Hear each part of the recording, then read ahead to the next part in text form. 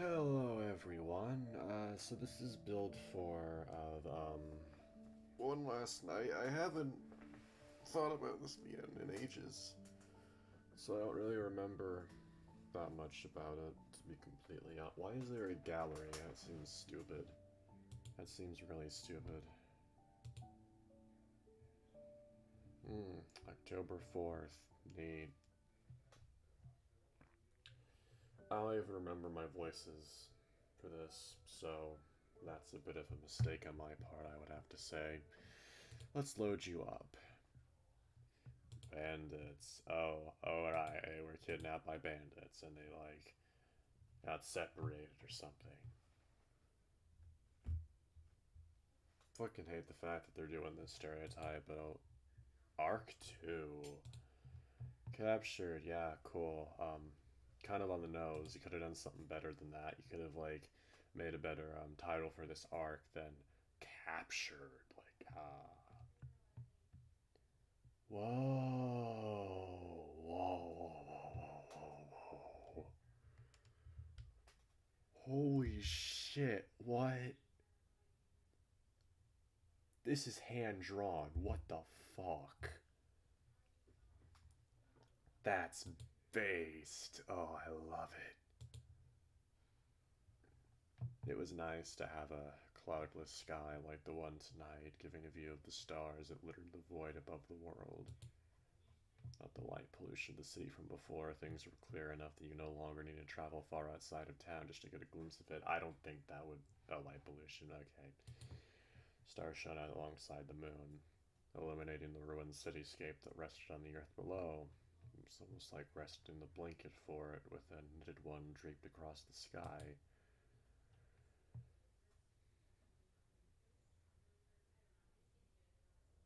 Who the fuck are you?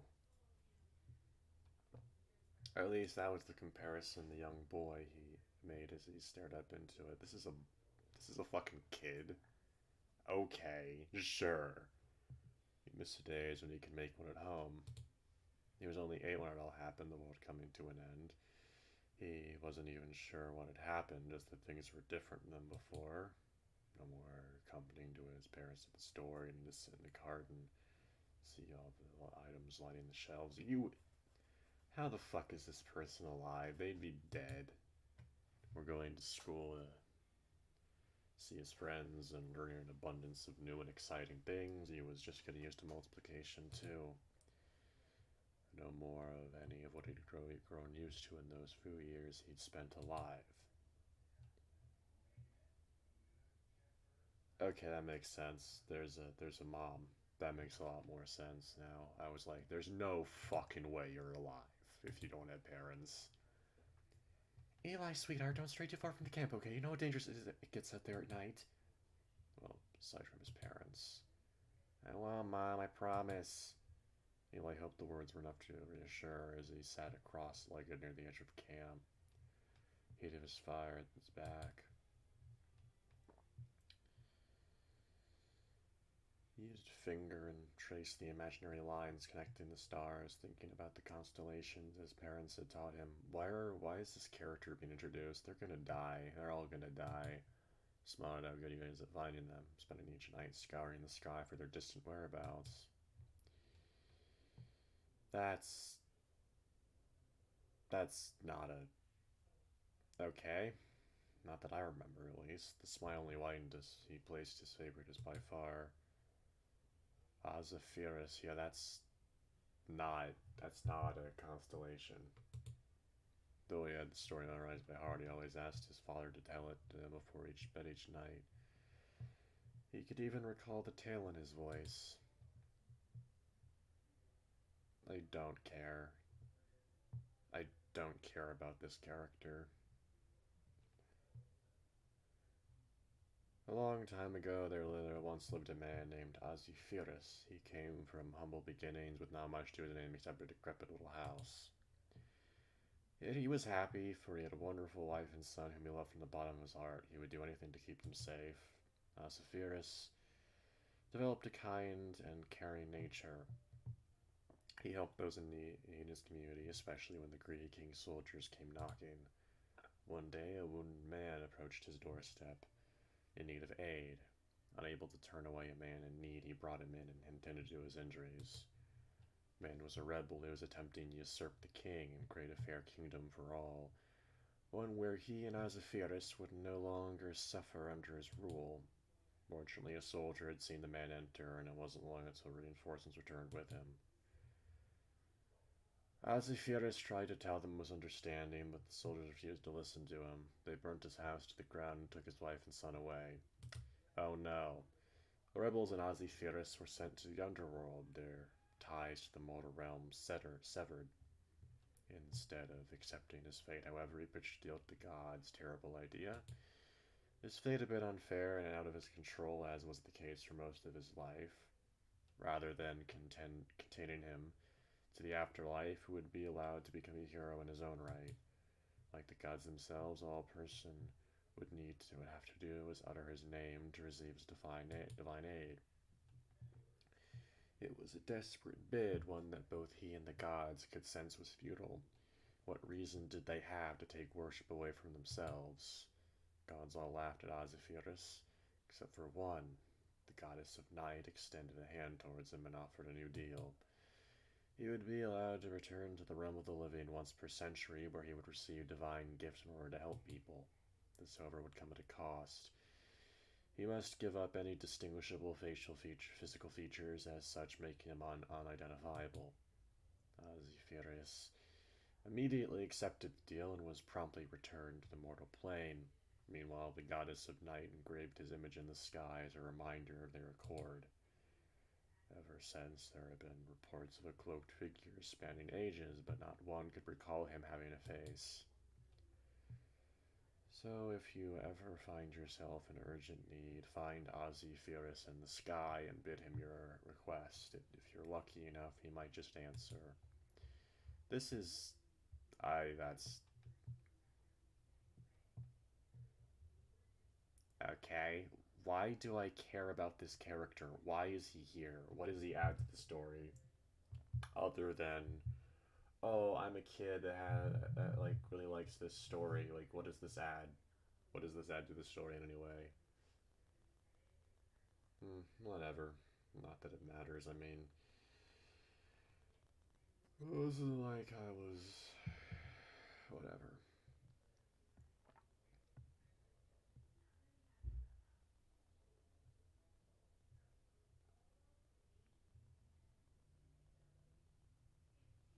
Eli stifled a yawn as he finished recounting the tale in his head. Combined with the journey today, he was exhausted. Oh, boo-hoo. I don't feel bad for you. I don't know who you are. I don't care about you. Maybe if, I don't know. When he finished tracing the constellation, he was surprised to find a star. It didn't belong there. He traced it again to be sure, but this time the star had moved. Focusing the light, he realized it hadn't been a star at all. In fact, it looked a lot like a butterfly. Yeah, he's dead. A glowing butterfly. Eli had never heard of butterflies be able to glow before, and it seemed to be approaching him.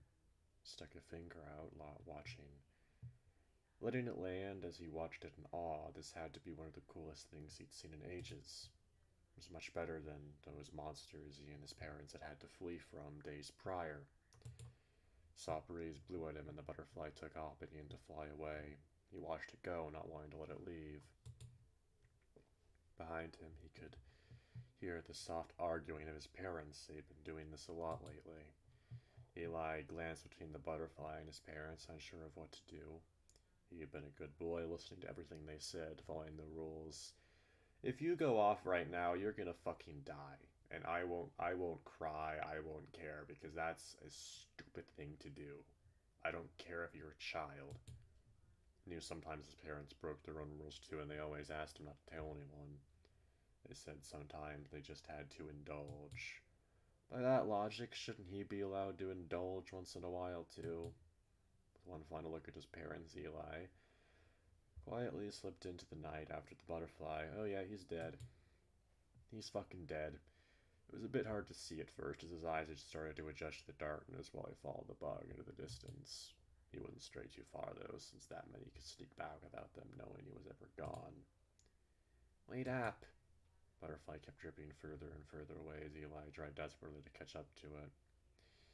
He was getting a little uncomfortable with just how far away he was from camp. Yeah, well, you shouldn't have been a dumbass bitch. Eli stared ahead, though. The soft light seemed to be coming over a hill of rubble. He wondered what it could be as the butterfly coasted over it, calling to his curiosity. As he reached the crest, the boy's awe only grew at the sight before him.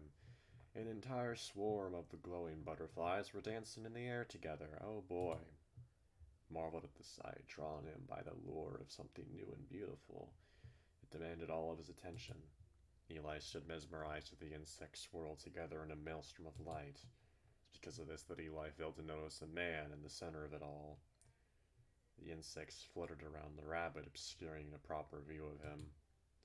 After a moment, the boy caught sight of him. Two tan ears protruded above the head, while his bare torso showcased his white fur decorated with small brown spots. He's fucking dead. He's getting killed. Eli stood there, confused by all this. Where was the man's shirt? Was he okay? Why did the butterflies like him so much? Maybe if he asked, the strange man would answer. He hesitated, though, remembering the message of being careful around strangers. Well, at least you're not stupid. What am I saying? You're very stupid. You wandered away from your fucking parents during an apocalypse scenario. You're fucking dead. Except wasn't he indulging himself tonight? Surely a question wouldn't hurt. Oh, it would. You're gonna die, and that's what's gonna happen here. Yep. Yep. Oh no. Fucking idiot. So his parents are gonna yell at him, and they're gonna attract attention, and then they're all gonna die, and it's gonna be so sad. Oh boy. Eli! Eli flinched at the sound of his father calling his name from behind him. He was walking up to the pile of rubble where the boy stood with anger in his eyes. Knew he was in trouble now. Oh no, how terrible. Thought we made it clear, no wandering off alone. Sorry, Dad, but No buts, I thought you knew better. Dude, Dad, I promise, I just want to indulge like you and Mom do. I could see the heat rush to his father's cheeks, whether it was embarrassment or anger. I wasn't sure. Eli took the opportunity to cut him before his dad could say anything else. Just wanted to see the butterflies. He was left with the sadness in his voice, but only confused his father. Butterflies. As you turned east where the sort of insects resided, glowing as brightly as the stars above. Only now the pair had a clear view of the man standing with them.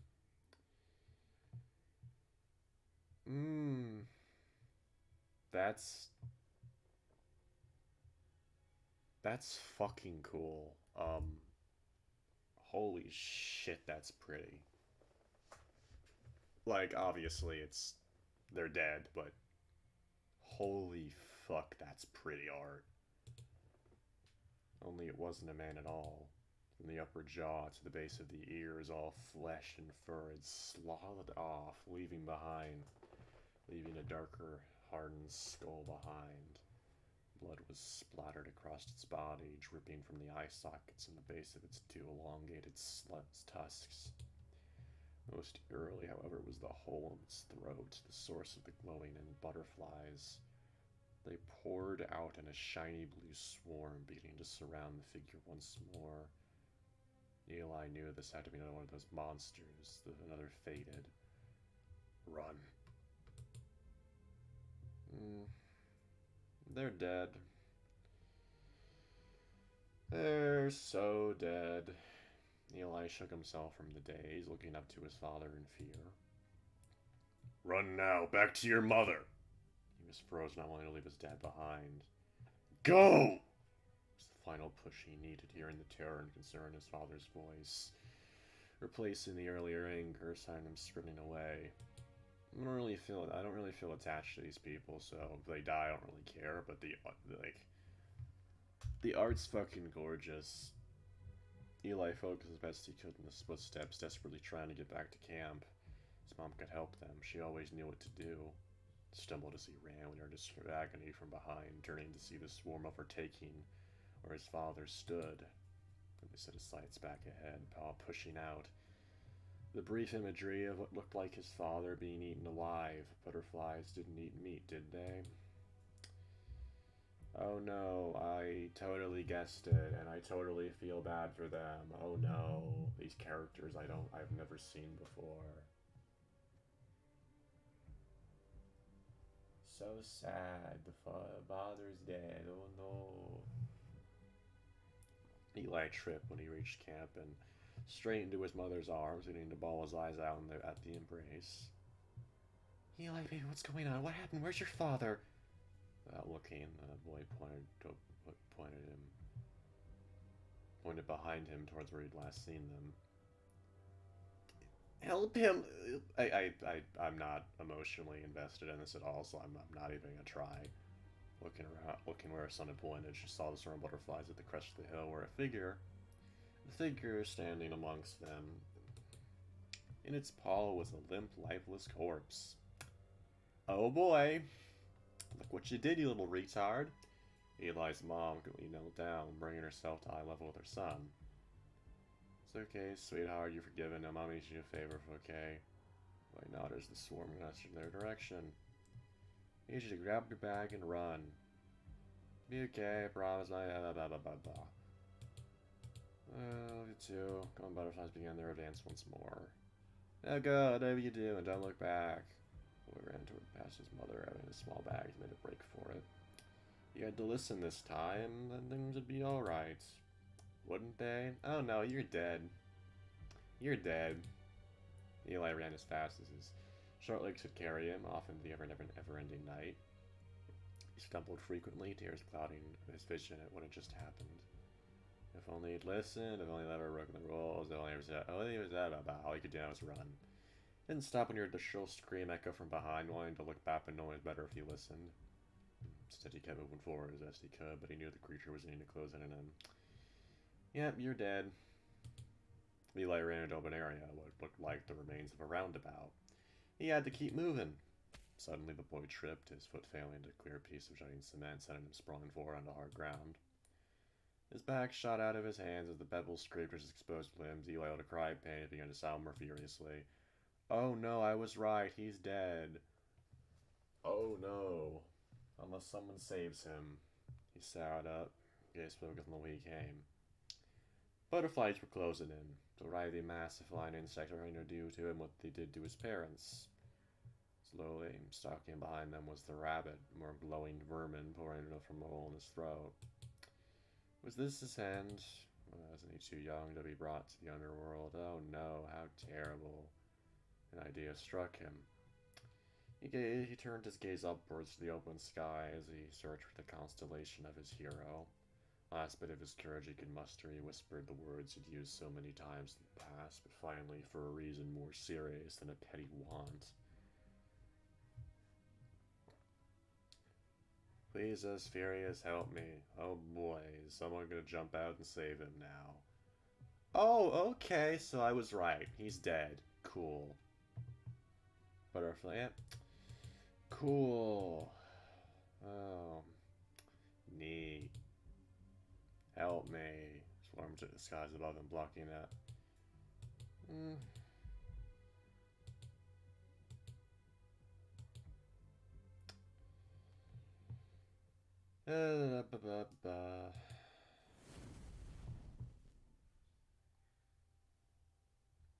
Acrid smell of burning flesh filled the air. Holy shit, okay. Fucking flamethrower. And then he stopped. Eli gingerly sat up and opened his eyes. What happened? What's going on? The dead bodies of the swarm littered the ground around him. Hey there, you alright? Who the fuck is it? Is it Xander? Whatever the fuck his name was? Is it the main character?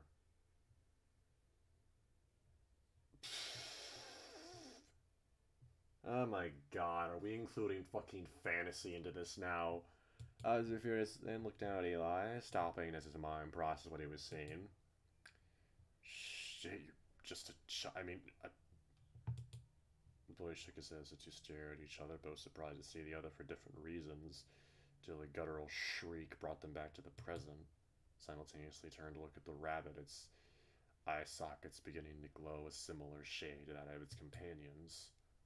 Cascade of insects began to pour from its throat, flying hastily towards the pair. Right, gotta focus. Be back in a sec, kid. Knife in one hand, seemingly nothing in the other, Eli watched the cloaked figure dash towards the enemy without wasting another second. But what was he planning to do with just a knife? Was Ozyphirus really that skilled? Before the two sides collided, a bright flash of orange light cut through the night air. Eli recognized it as the same he'd seen through closed eyes just moments before. Yep, I was right, flamethrower. Ha ha ha, ha ha ha. Flames cascaded through the air from the empty hand of the man, scorching the butterflies out of the air and out of his way. Their blue glow reduced to twinkling red embers.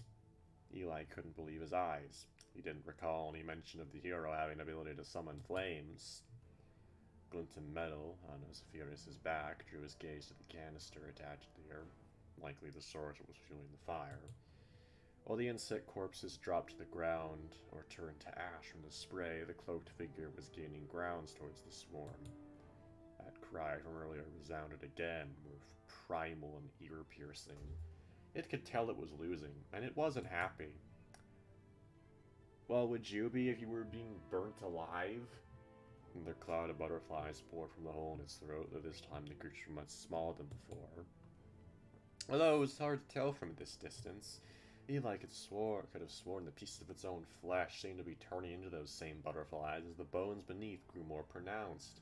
That's fucking horrifying! I hate that! Accompanying holes in the skin hadn't been there moments earlier. The new batch swarmed Ozyphirus, beginning to fall victim to the same fate as their predecessors. This better not be Marshall. I will literally fucking... God, that's so fucking dumb.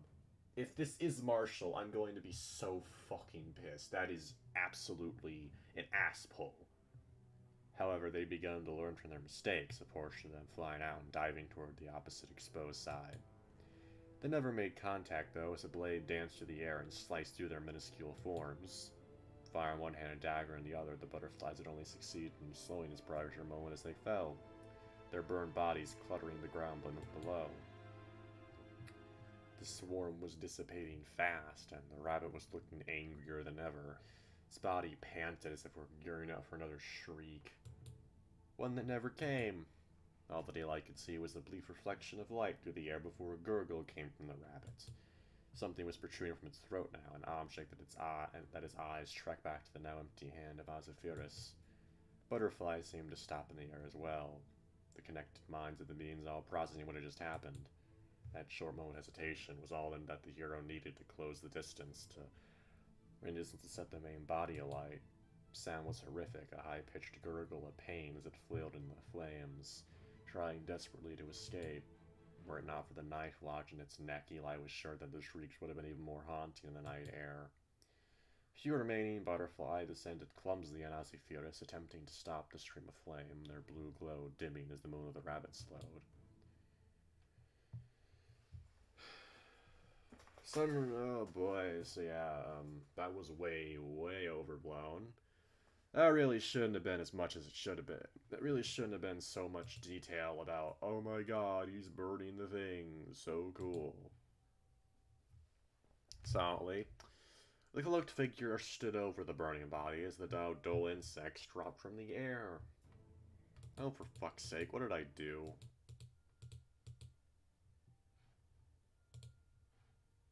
Eli watches his mouth, muttered something silently. After a moment, he returned, walking back towards the boy with a sense of purpose in his step. Sorry you had to witness all that. Even now, that kind of thing still messes with me. A quiet damn under his breath, but Eli still heard. You okay? You're not injured anymore, are you? Ozyphirus reached out a hand towards him to check, but the boy flinched away. Smart. First smart thing you've done. Eli wanted to trust the butterfly man, and that and it wanted to trust the butterfly man, and that it only ended badly. Even if this stranger really was Ozzy Ferris, could he be trusted? Fight was just now as impressive, but only served to prove he was dangerous. There really was something to stranger danger after all. Hey now, it's alright, I'm not gonna hurt you, kid. Hand still extended, the cloaked figure crouched down so it was a lie level with the boy.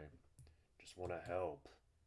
Eli's hand began to reach toward Ozyphirus's and paused, still unsure if this was the right course of action.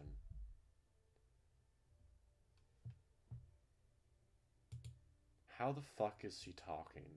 Eli's head spun around, trying to find the source of his mother's voice. Where was she? That was her. He knew it. Trust him. There it was, her voice again. This time when she said it, though, he realized it came from the same place as earlier. In his head. This wasn't like his thoughts, though. He knew the difference between those and this. This was like someone else was speaking inside his brain. Trust him. Eli still wasn't sure what to do, but he knew he could trust his mother.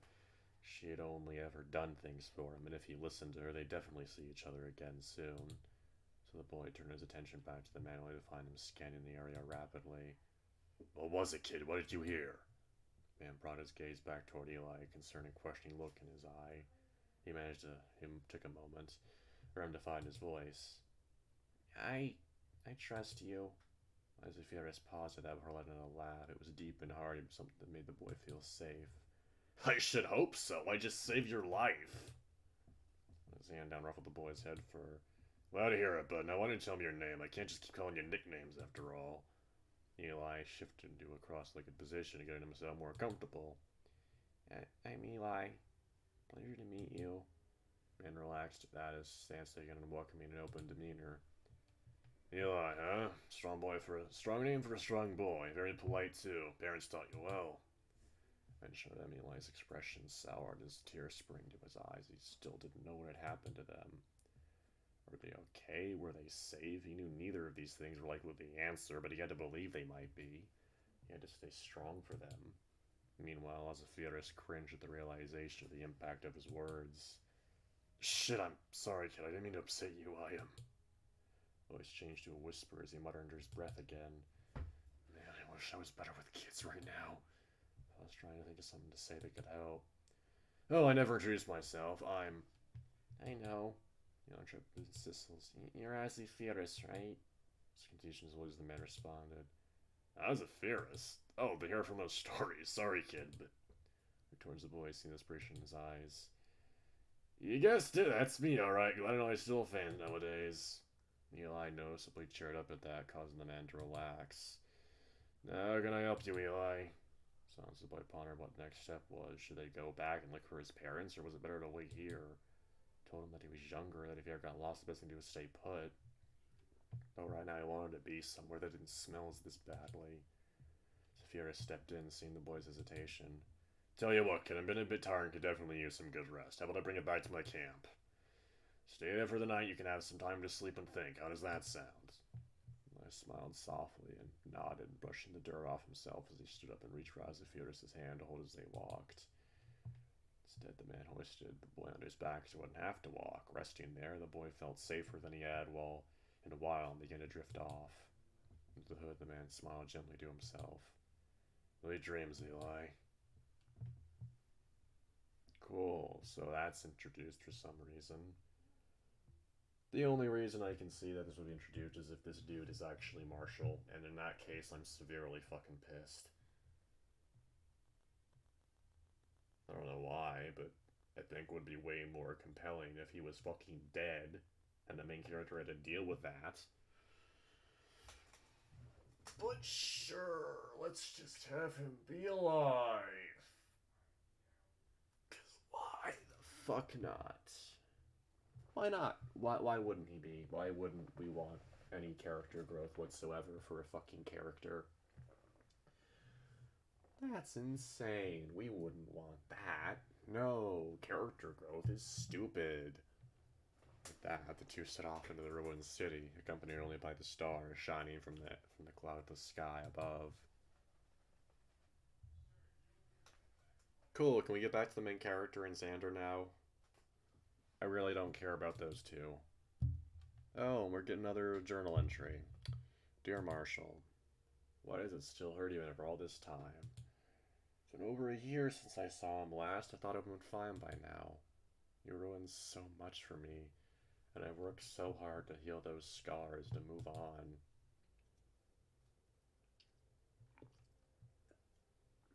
Yet whenever I think of his face, or hear his name, I'm filled with an unbridled anger. The way things left off between us was so unsatisfactory, so emotionally raw that it still hurts to remember. He betrayed without a second thought, like he never even fucking cared about me. Oh jeez, we have some issues. Wish you would have talked to me, given us a chance to talk things out. Instead, I was with the wall. Seemed so uninterested, so emotionally dead. It's like you stopped caring about our relationship long ago. Probably. After that argument, I packed my shit and left another word. Don't get me wrong, I'm more than happy I found you. You have been nothing but a light in my life. There's nobody in this world I love more than you, Marshall. Oh my god, get over him. He's dead. But a wound left untreated is bound to fester. Left me with so many regrets and doubts that I'm not sure I'll ever get answers to.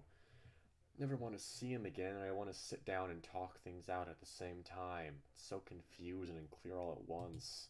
It's frustrating that I just can't be happy with my present and future. Dude, I hate this mindset. Like, oh yes, if I try hard enough, the past will just disappear. That's not how this shit works. Trauma stays with you forever. Forever. Sure, you learn to cope and you learn to live with it, but it doesn't go away. That doesn't fucking happen. Past just knows how to dig its claws and never let go. One day I hope I can sort things out with him. Just knowing the answers to these questions and grit my brain should be enough to stave off the hurt.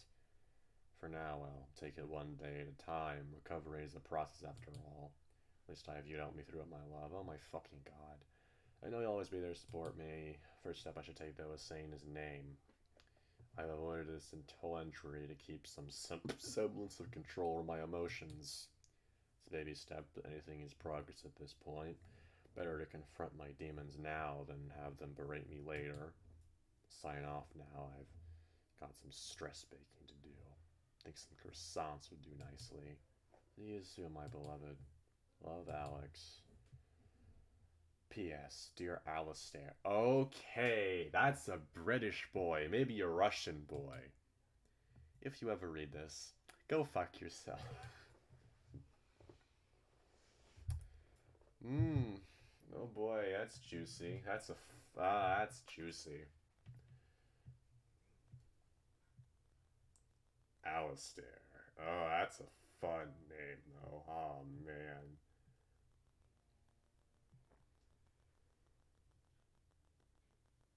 That's a really fun name.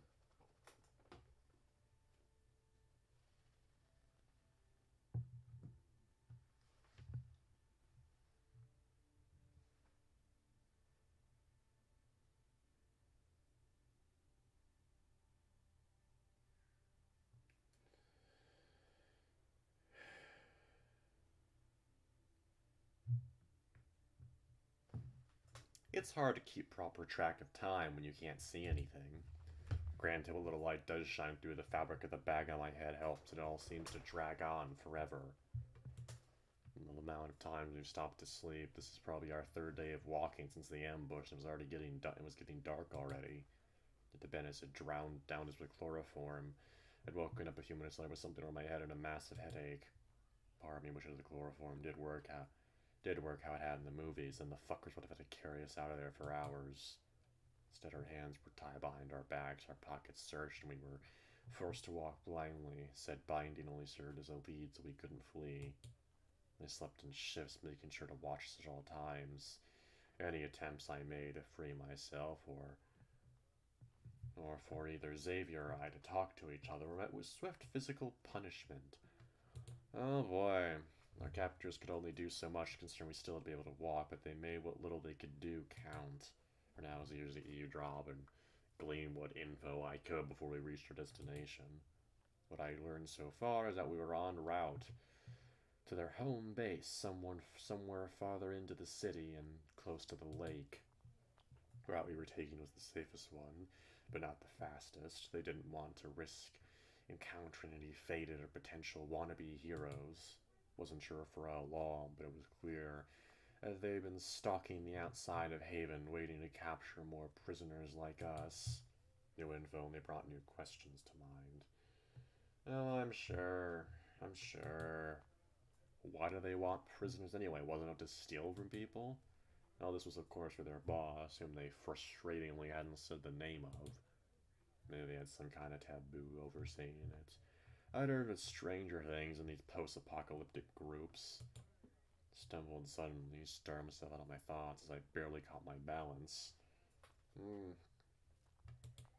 Barely anything to go off of right now, but that would have to be enough. I needed to keep myself focused. Didn't help that each minute that passed steadily built up the anxiety in my chest. Wherever we were headed, it wasn't good. Listened intently for the next few minutes, trying to hear anything of interest being discussed. Unfortunately, the set topic was about gambling. Poker certainly wasn't going to set me free. No, it won't. Conversation was growing intense. The group seemed seemingly focused on winning the argument. Maybe this is my chance to speak to Xavier. How about you don't? We had to get out of this. Drifted closer, a sound of footsteps walking next to me. Moved towards him in a hushed tone, my voice raspy after I haven't used it for a while, with barely any water given to me. Hey Xavier, you alright? Small inhale next to me before the familiar voice whispered back. I don't really know. I'm scared and I'm trying to process it all, you? Trying to be. Don't fret though, kid. I'll be alright, also for my signal. Oh, well, I know what it... His words were cut off by the impact, followed by a sudden wheeze. Haven't you two learned a lesson about shutting the fuck up? A surge of anger rushed through me at the sound. Hey, I was one who started the conversation, not him. Look at you taking all the blame. What a hero you are. Confidently early on, I had a fist forcing out violently, leaving me doubled over in pain. Nars danced in my ears. I tried to recover from the blow. Wasn't given the comfort of catching my breath as a hard boot to my back sent me forward. Let me toppling forward to the ground. Fucking Christ. Curled myself into a ball, making myself smaller on instinct. In an attempt to fill my lungs with oxygen again. My chest burned from the strikes. Better to focus on me than Xavier, though. Could hear our captors laughing at me, delighting in my suffering. The media was right. The apocalypse does bring out the worst in some people. Arms were jerked upward as my lead was tugged.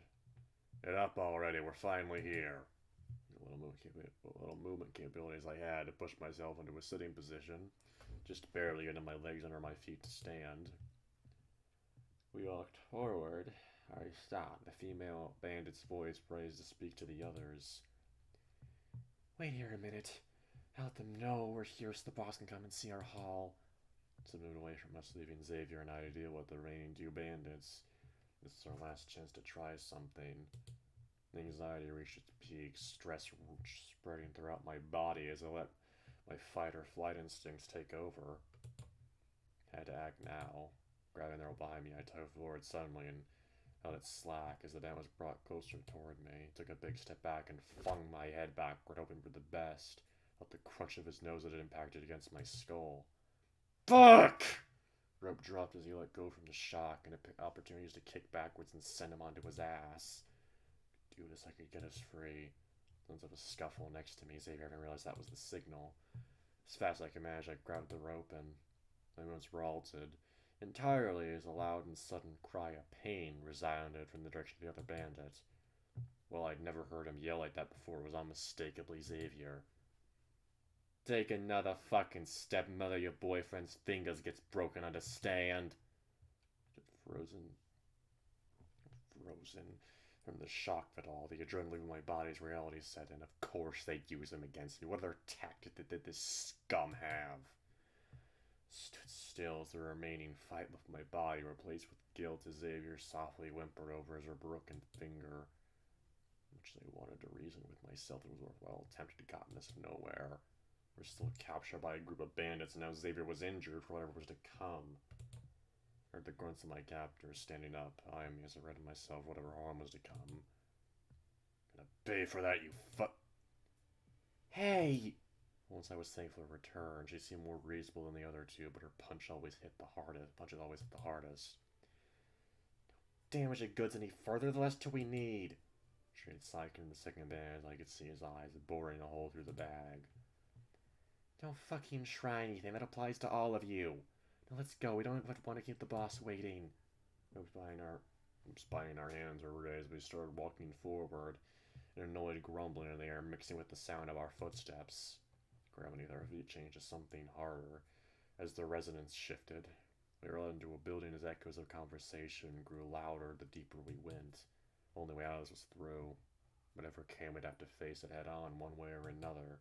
Doors scraped against the floor in front of us. We heard with the sounds of whoops and shearing. Heard silvers of comment from the people around us. Bright orange light shone through the bag from a distance, growing brighter with each step, adding the crackling of fire to the mix.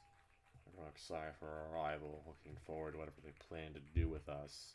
Some even muttered about taking bets.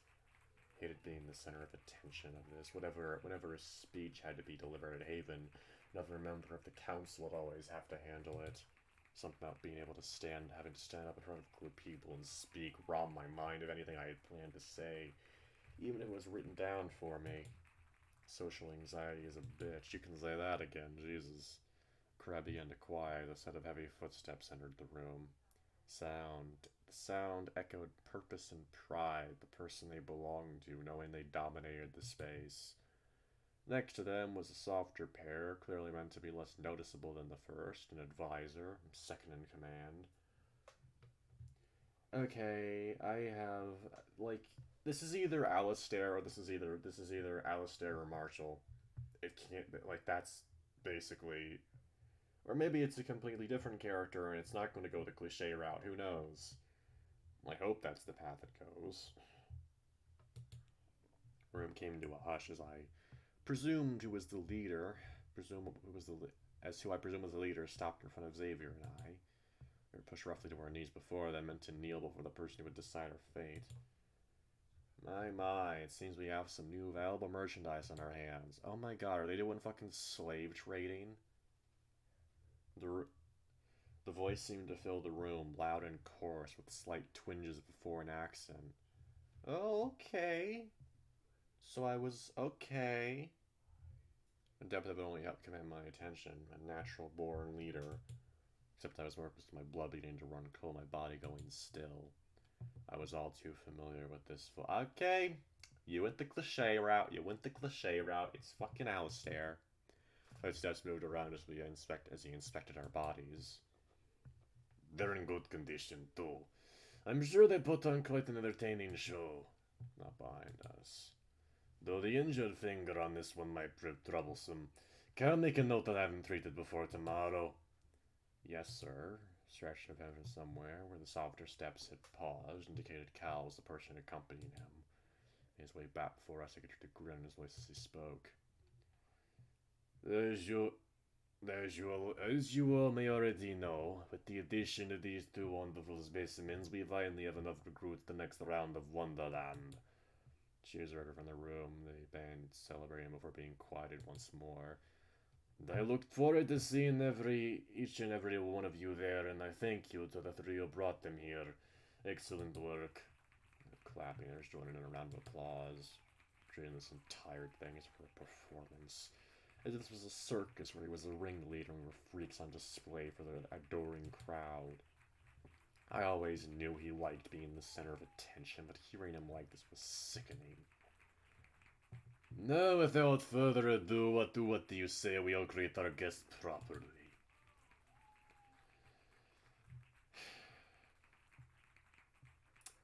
What does Alistair look like? With a confirmation from the crowd, he took a step toward my right, where Xavier stood, and there was a brief rustle of fabric. Such a handsome face to be greeted with. I was right in believing you'd be a star, folks. Tell me, young ones, how shall your fans be addressing you tomorrow? Everything was silent as they anticipated Xavier's response, but none came. Good kid, don't give them anything to work with. Well, would you look at that? We've got ourselves a shy boy with us. Maybe he'd be willing to talk with some motivation. Circled around once more, and Xavier let a cry of pain again. So he does speak. I'll ask you again, dear friends. With his finger yours isn't more any further. What is your name? Another silence where the belt yelled out a response. Xavier! My name is Xavier. Give it up for Xavier the Bat, everyone. Applause center once more as I ran myself what I knew was next. Dear Xavier isn't our only guest, however. I bet we see what's behind bag number 2. Air was heavy with anticipation as the attention was drawn solely to me. I dreaded this moment for years, mentally preparing for the day it would come. Practice what to say, what to do, how to react. Everything I could think of for when we finally met again. Then there was the apocalypse, and I had more important priorities than settling things with him. I wasn't even sure I'd ever see him again, though a part of me was hoping for it. Yet here we were in a situation I could have never even predicted. I'm not even gonna lie, I'm really nervous. My fucking body is filled with tense energy right now. As the bag slid off my head and my eyes adjusted to the light, I brought my gaze up to look into the eyes that had haunted my memories for years and spoke.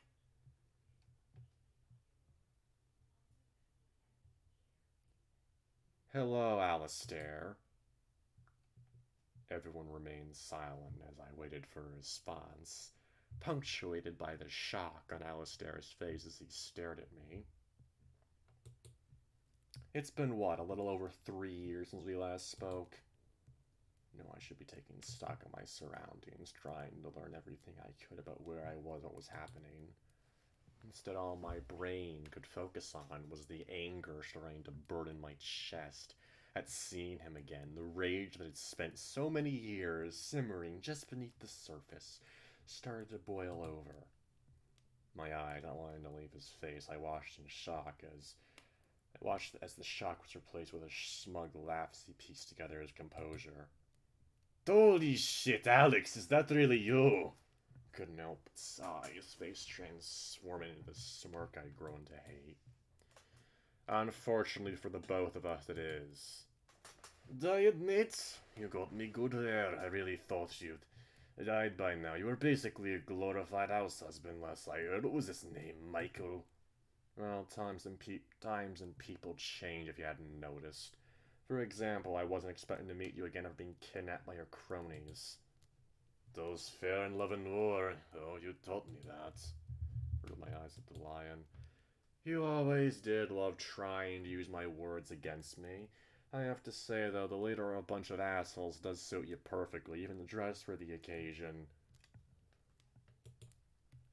Gestured my hand at the length of him, from the piercing on his lower maw to the corset to the tight black pants. And you always did look better when you were on your knees for me, and look, your hair's already tied back. A momentary grunt of disgust escaped my lips. How have you been, though? I thought you and that wolf were doing quite well. Did he lead you already, or did he die to get away from you? Either way, I see you move on fast. I stood vaguely to the bat next to me, the seethe in my chest reaching an apex. I struggled to contain it. He's out there. Just need to find him. Ah, still as delusional as ever, I see. Your devotedness would almost be inspiring if it wasn't so sad. Then how about you? Still as alone as ever, trying to make yourself seem important. Can see that's why you've surrounded yourself by a bunch of nobodies. If not you, they'd find some other shit show to worship. In case you forgot you're replaceable. He had a twitching out of Alistair's eyebrow met my words. Direct hit. Or he could break the facade, however. A hand set itself on his shoulder. Sir? I forgot that many people in the room, whispering confusedly to each other and trying to forget what was going on here. I wanted to look at Xavier, my eyes had fixed themselves on Alistair's assistant instead. I'd only ever met one palace cat in my life, and I wasn't ever going to forget him. He looked significantly different now, though. I remember his features being perfectly symmetrical once, but now he was scarred. A jagged streak ran down his cheek, while the other was straight down his face, crossing over his now unseeing eye. What was strange that they were distinctly burn scars. It begged the question, were they intentional? Or I could try and evoke either of them. A call from Xavier drew the attention of the room back to him. So, do you two know each other? Unfortunately. More silences. Neither of us explained further. How? So slightly before he could. Xavier, this is Alistair, my ex. His eyes went wide, his mouth opened and closed repeatedly, trying to find the words to convey anything about the situation. A smile finally crossed my face at that. He usually always had something to say, but seeing this grounded me again. I found myself grateful for his presence. Even tied, helpless, and kneeling on the ground, he found a way to help. Sorry about that little unexpected part of the show, everyone. His voice came everyone's gaze once more. The showman's inflection, doing its well-practiced job. As you have all just witnessed, our latest contender has revealed himself to be none other than my ex-boyfriend. It must be a shock to you all to learn that someone once had the privilege of dating me, but consider this a ray of hope. If something as horribly plain as this man once had a shot, who's to say none of you might too? Red flushed my cheek, either embarrassment, fear, or both. I wasn't entirely sure. You and I both. I couldn't even finish my word with a quick and decisive backhand from Alistair. Cheeks lowered his voice, looking me directly in the eyes as all hints of amusement left. Quiet now. This is my show, not yours. Shivered at the cold tone, the harshness catching me off guard. Immediately continued past my outburst as though nothing had happened. Something else was off, though, but I couldn't put my finger on what yet. Alistair had always been a calloused, controlling asshole, but this was different. Concerning. That being said, let's wrap this show up. For fuck's sake. Jesus Christ, the art is no good being this good.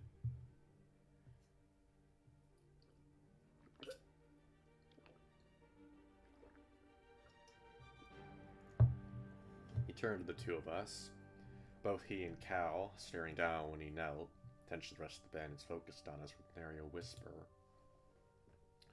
That's when the pieces clicked together in my brain. His eyes. When we were talking before, after the shock of my reveal, his eyes portrayed the Alistair I'd once dated, the one I'd spent nearly 2 years of my life with. Thought the whole act I'd been hearing was just that of a show, something to use to lead these people and keep them in line. When our eyes met, it was like there was someone else looking back. I could see a trace of the person I once knew, yet it was like another person was in control of his actions. By instinct, I focused my attention on the only other person who had met him, as if looking for some kind of confirmation. The one time I met him, Cal had worn a neutral expression and hadn't been very expressive. It seemed that hadn't changed. Studied my face for a moment as if he could understand what I was thinking and gave me a nod so slight I might have imagined it. What was going on here? Alistair had been speaking the whole time, but I'd only tuned in again as his speech was coming to a close. As the leader of our group, I formally welcome you to your new home for what will be the foreseeable future. The earth ignited the flames that rose from the ashes of our tarnished world to bring our own order to the chaos.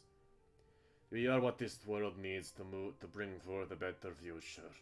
You are both lucky and privileged to be able to join us here today. Hopefully one day you may see our ways and join us, to bear the mark of the enlightened like the rest. Mounds of fabric shuffling around us, as each individual bore a burn scar showcasing their membership. This was more than just some banditry. These people were fucking insane. It was nearing cult territory, and that thought alone was terrifying. More so by the fact that we were their prisoners. May the fates deal your hand wisely. What the fuck does that mean? Jesus. Those words. But those final words, cheers of excitement erupted around the room. Alistair turned his attention to the guards that had brought us in. See them to their new cells, preferably on different floors. Take the back door medic first to treat his finger. Without a word, he turned to me and walking away again. Alistair, we aren't through here.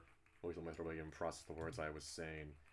You'll regret treating me like shit again. I refuse to lose to a villain like you. Sarah paused at exit doors, turning back for a moment with that same smirk.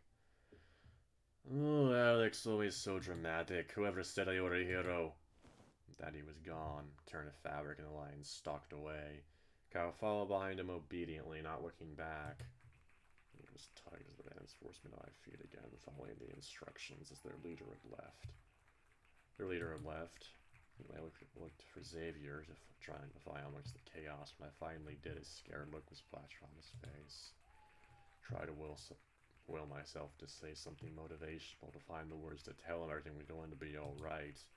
Shocked at the passing moments of my mind blank, the rage seeping out of it, and taking any comfort I could give to the young bat with it.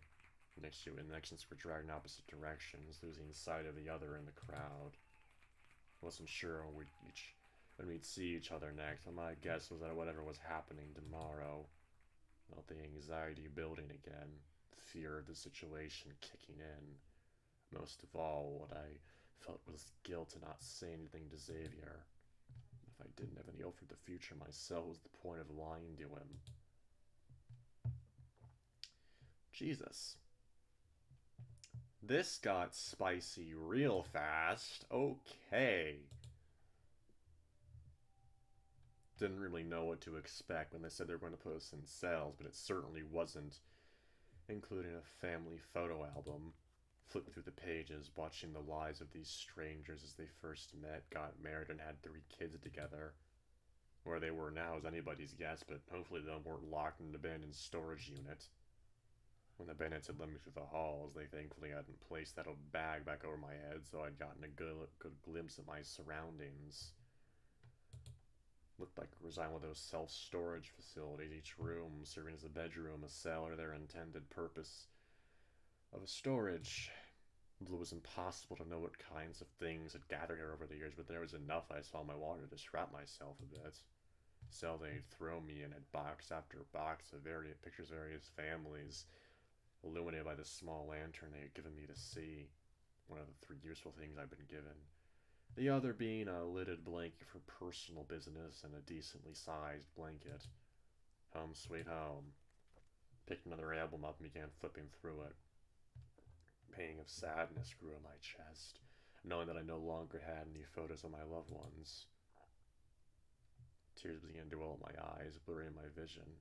Tried to blink them back, but it was too late now as they spilled over and wet my face. Nearly died twice this week from 2 separate phase encounters, one of which I'd stupidly left my spear behind. Now I've been kidnapped by my ex. Same ex, who clearly had plans for me that I didn't know, and who was also running a bandit cult. I had no clue why Haven had tried to contact me. Didn't even know if Xavier was safe. Ended up getting his fucking finger broken in the process of everything, and all my efforts to try and be some kind of hero had only been a hindrance. I owed a lot to the bat for sticking with and helped me through the week. As much as I pretended to be some kind of mentor, I was nowhere near qualified enough. I was a fucking freelancer. What made me think I was qualified for any of this? Everything. Okay, enough with this fucking. Not that. Now it's time to me to set things right. I wiped the last of my tears on my shirt, surprised. Hear the crinkling of paper from my shirt pocket. Dug my fingers in and pulled out a small folded paper. Unfolding it, I found the Morse code guide from Xavier staring back at me. Guess the bandits either missed it or one piece of paper wasn't much of a threat. For now, I tucked it back in, well organized in my current living space. Might as well make it look nice to clear my head. Thankfully, they gave me a unit with not much in it. There were only a few cardboard boxes scattered about the room, accompanied by a wooden shelf with various old newspapers stacked on it. Opening the remainder of the boxes revealed even more photo albums, all from various families and lifetimes. Clearly, the bandits had stuck whatever they didn't deem useful in the cells. Doubted there was what I could fashion any sort of weapon with a picture. Sound of breaking the shelf would be too loud as well. Signs of playing that big would cause more splinters and stealthy knockouts. Placed the bucket in the furthest corner and the box of photos in the adjacent one. Placed my blanket over a few kids' play mats to make a shoddy bed for myself. wouldn't be comfortable. It was better than sleeping on the cold hard floor. The shelf sat next to a pipe that ran through the ceiling and floor. Hoped it wouldn't start dripping to drive me further into insanity. Finally, I grabbed a stack of newspapers to use as a makeshift pillow. With that, my new room was organized. Even arranging the few things that I had to work with had cleared my head a bit, which meant it was time to do the same with my thoughts. It wasn't the first time things had gone to shit for me, and I doubted it'd be the last. There were plenty of unanswered questions rattling throughout my head. So let's organize. Best thing I could do was break the thoughts down into categories and go over them individually. Cool. Let's start with the top. My ex-boyfriend runs a cult, is something few people get to say in their lifetimes, and somehow ended up being one of them. Felt that familiar anger that accompanied thinking about Alistair begin to surface once more, threatening to overwhelm me. It's like a tsunami, destructive and aggressive on the surface, but the true power lingering just beneath. Wasn't even sure I was supposed to process this. It was something I had to take at face value and move on. Well, it was true we hadn't seen each other in years, and the time we had gotten to know each other and even lived together, it had never seemed he would go this far. He always seemed like a genuine guy, outgoing to make people comfortable and caring to all the strangers he met. And he told me when we were together, Alistair had been raised in an orphanage and took on a big brother role when he lived there. He helped the other kids sort through their problems, teach them how to read, all that stuff.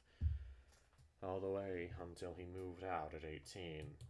In hindsight, his caring nature lends a lot to his newly minted persona as a cult leader. He'd always had an almost regal nature to him, unintentionally ironic for a lion. Even after he'd moved out, he regularly sent money back there, helped keep it in working condition. That was the kind of man I'd fallen in love with. Same man who would later betray me. When we broke it up, it left me wondering how much of that side of himself he showed me was real, how much was a facade. Now I seemed to have my answer. Yet a thought in the corner of my mind still nagged me. This wasn't like him. Alistair was an asshole, but he wasn't some kind of villain. There had to be more going on here. He could have changed when he last spoke, but I know for a fact the apocalypse changes people. Just look what happened to me. I'd started out as someone lost, looking for their boyfriend and hopelessly useless, just like most people when it first began. Then, over the course of the year, I had grown into the founder of a group quite the opposite of this one, where I give people safety. Fought monsters in one, broken through barriers in myself I didn't even know were there. Starting to slowly turn into a hero I'd always fantasized about being. Granted, I owed all that to Marshall. Used him as a motivator to get through this, often asking myself what he would do. In the end, it changed me in a lot of unexpected ways. It's the apocalypse, I'm not surprised. But Alistair, would he have gone this far off the deep end? I had no idea what his motives were, and it scared me. What does Alistair want? Thought back to our encounter earlier, his eyes, it seems so wrong. It's like an entirely different person resided there, yet I could see the traces of the person I once knew. Bothered me in a way I couldn't describe. Just another mystery I had to uncover. Rounding out my thoughts of the encounter, they brought up whatever the event of Wonderland was multiple times. Alistair had put quite the emphasis on the entertainment value of the spectacle. That worried me. Been impossible to glean specifics from their vagueness, an effort I'm sure was intentional, except that we were the final two they needed to run it. Whatever the spectacle that was running tomorrow, the prisoners they'd been gathering were the contestants, and this blatantly wasn't their first rodeo. I wasn't sure able to get much sleep tonight. Jesus. Cal, I guess. Another person here who was important, yet I knew the least about, though I'd met him once before. I wasn't even sure I knew his name was Cal until today. He and Alistair remained in touch clearly to the point that he was now an assistant running this group. I'd heard plenty of talk of palace cats. Often they were very expensive species. They were easy to read because of this.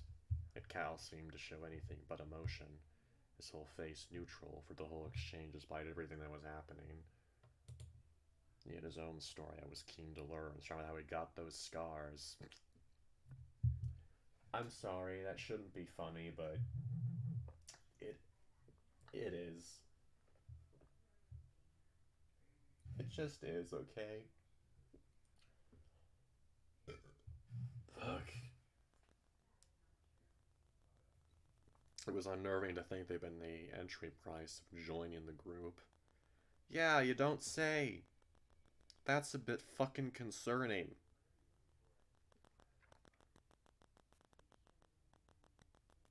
Just a tad.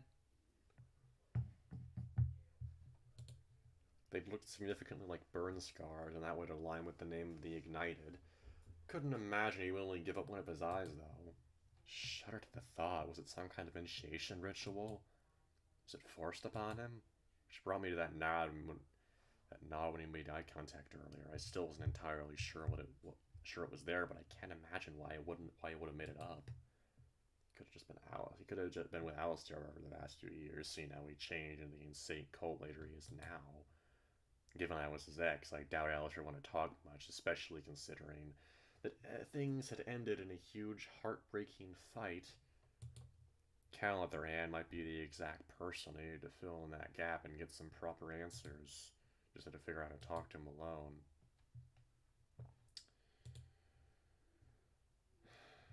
Found myself pacing as I thought of Xavier, worries spreading throughout my chest. Our last interaction, I couldn't manage to say a single word. I regretted it immensely. More than anything, I wanted to be there for the bat, to tell him things would be alright. Instead, that last look he'd given me was one full of anxiety, and I just watched them separate us.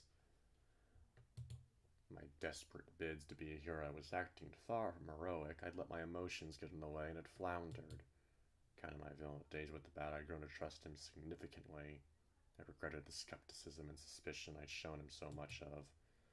You know, I had to be cautious, but he'd saved my life that day. If it wasn't that, if that wasn't the biggest display of trustworthiness, I didn't know what was.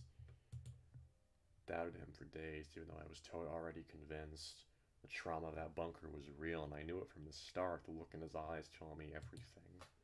Guilt, worry, and regret all flooded me. I needed to do better. For him, for myself, for everyone else that needed my help in the future. Let myself recoil. The realization that Xavier was again stuck in an enclosed space without any windows hitting me like a brain. He had faced trauma after trauma since he had escaped that bunker. With a sigh, I tried to release the built-up tension I'd been storing. I'd see him tomorrow, whatever horror Wonderland turned out to be, and I hope we could talk then.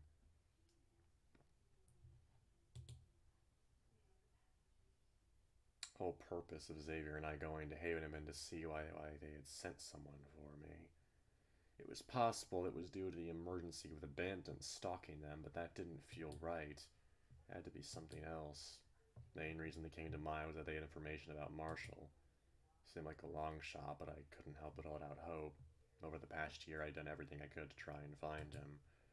Every survivor from Haven or the other camps that I met, I would ask about him. None of them had any answers. Scoured the little city looking for him and came up with nothing, which is what kept me motivated. It was a lot stranger for there to be no trace of him than to follow a rumor. And was to follow a rumor to a dead end. He had to be alive still, I just had to figure out where. Which once again brought me to the possible news at Haven, whatever they might have uncovered. I needed to get out of here and speak to them. That is, if they were okay. It seemed like overkill for them to shut down the camp over 3 bandits that could be easily scared away or shot at with arrows. Xavier and I encountered the Silence at a relatively far distance from Haven, but maybe it had visited the area earlier. I still didn't know what its range was. A scout could have spotted it nearby and reported back, hence the lockdown. Another fated could have been in the area and prompted it. We'd done it for less in the past. I sighed. Theories getting me nowhere close enough to finding actual answers. Questions were important, but could be saved for another day. I crumpled on the makeshift bed, letting a sigh of frustration. Too much was coming at me too fast, and it was wearing me down significantly. There were still so many things I didn't know, so many questions I needed resolved that I didn't have the answers for right now. Laid there for a while, trying, thinking myself in circles. There wasn't anything I could do, no more pieces I could properly fit together. It was like playing one of those horrible glass puzzles that had grown popular just before the end. So many pieces in front of me, and I had no idea how many there were still missing. All I could do right now was hope. So I closed my eyes, pulled up the covers, and let myself slowly drift off into the void of sleep. Oh boy, what now? There is a person there. I often found parks to be a place of comfort for me. There was something relaxing about walking the trails, seeing the myriad of strangers that had gathered there. Walking down the trail, sitting on the benches, flying kites. It was a place where you could enjoy some good time outdoors despite the busyness of the city. In particular, there was one specific part by the lakefront that always been my favorite. Water was close enough to the center of green that you could dip your toes in it on a hot summer day, watching the clouds drift gently by in the wind. The island sat off in the distance, a painted ferry making trips back and forth across the water, carrying the passengers who wanted to visit. It was cloudy that day, but still warm from the summer heat. Breeze sweeping in over the lakefront helped to cool me down, and I sat on the park bench. I wanted to be watching the world around me, spending time enjoying myself like so many others were. Instead, I was staring blurrily at the ground, tears clouding my eyes as I struggled to hold back the tide of emotion still lingered inside me. It had been 3 months since Alistair and I had broken up, but the pain still ate away at my insides every waking moment. Thought we could have spent the rest of our lives together. I clearly hadn't been in the cards though, and I was left reeling from the abruptness for a long while. I'd hoped the park would cheer me up. It didn't work. Some of the memories were made there instead. They were small ones, but the memories were everywhere. Anything and everything were just jogging alongside the lake. On the lakeside, to him buying me a bouquet of flowers one evening. Really thought he loved me. Tears I'd been shedding so often began to well up again, threatening to overflow. Remember how desperately I wanted to be rid of those feelings. I blinked rapidly, straining to keep the false tears from spilling. I didn't want to be one of those people that cries in public. I couldn't handle that much attention right now. No matter how hard I tried, once the emotions started, there was no way of stopping them. They just built up until the dam inevitably burst. Started sobbing, jumping my hands into using my hands to muffle the noise somewhat, but it didn't help all that much. The sound was reduced by a piercing cry of anguish to a muffled sob of regret. I missed the line I was in love with, the man who had shown me so much love and affection and kindness. Piece of myself I wasn't sure I'd ever get back. I couldn't talk to him again. Too afraid my emotions would take over, and I'd do or say something regrettable. What other chance I had to wait. I was sitting there lost in thoughts and desperation. I hadn't realized I'd stopped paying attention to my surroundings. I hadn't noticed the people that stared or walked by, nor the sun that began to peek out from behind the crowds. I especially hadn't noticed the man standing next to me, clearing his throat as he prepared himself to speak. Oh, fuck, what did I do? God.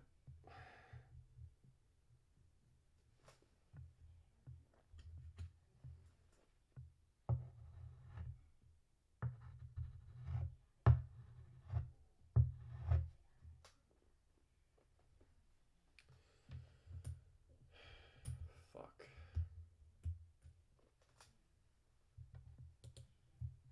Excuse me. Stop, slowly bringing my face out of my hands.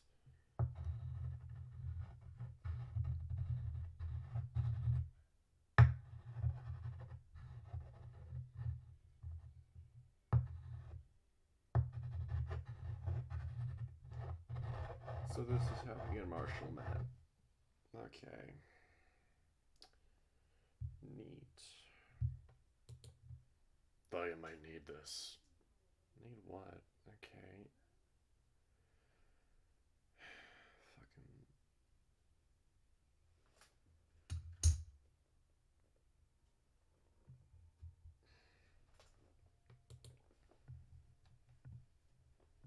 Oh my god, the art. Fuck, it's so good.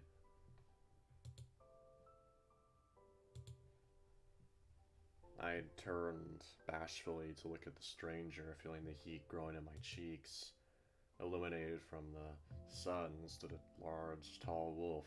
His fur was a shade of silver, so light it almost looked blue, blowing gently in the breeze. A smile filled his muzzle, awkward at my delicate and embarrassing situation, but still presenting a caring nature.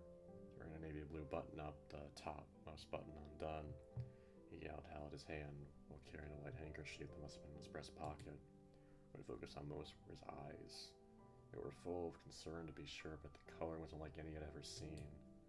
Shades of blue, green, and purple danced across his irises, mesmerizing me in their beauty. I'd seen a similar coloration once when my parents had taken me on a trip up north as a child. They reminded me of Aurora Borealis. I'm sorry. I put for my face, flushed further in embarrassment. Sorry, it's just your eyes reminded me of the Northern Lights. Smiled at that, taking my response's invitation to sit next to me. No apologies necessary. I thought that might have been what you're talking about. Why'd you sound so confused? Oh, blushed at my teasing, growing embarrassed. Action had drawn a smile at me in response. But my shoulder into his, drawing his attention again. I was only kidding around. Seeing a smile from earlier spread in his face in response to seeing mine. Glad to see you're feeling up to smile. Much better look than crying to your hands. Cheeks reddened once more. My hand moving instinctively to wipe my face again. Here, allow me. Raised the handkerchief again, slowly wiping the soft fabric under my eyes to dry the fallen tears. Before holding out for me to take. Sure, you can blow your own nose just fine. There was no malice or judgment in this statement, no hints of teasing. I was aware of my feelings and knew I'd feel too awkward to have him hold it for me. God, that's fucking... it's cute. First minute of us meeting, the wolf had shown me a kindness and thoughtfulness I hadn't felt in months. Completely unprompted. Yeah, that's interesting, isn't it? Didn't know people like him really existed. Gently I'd taken the cloth and blown him, realizing I didn't know what the etiquette was after having dirtied someone else's handkerchief.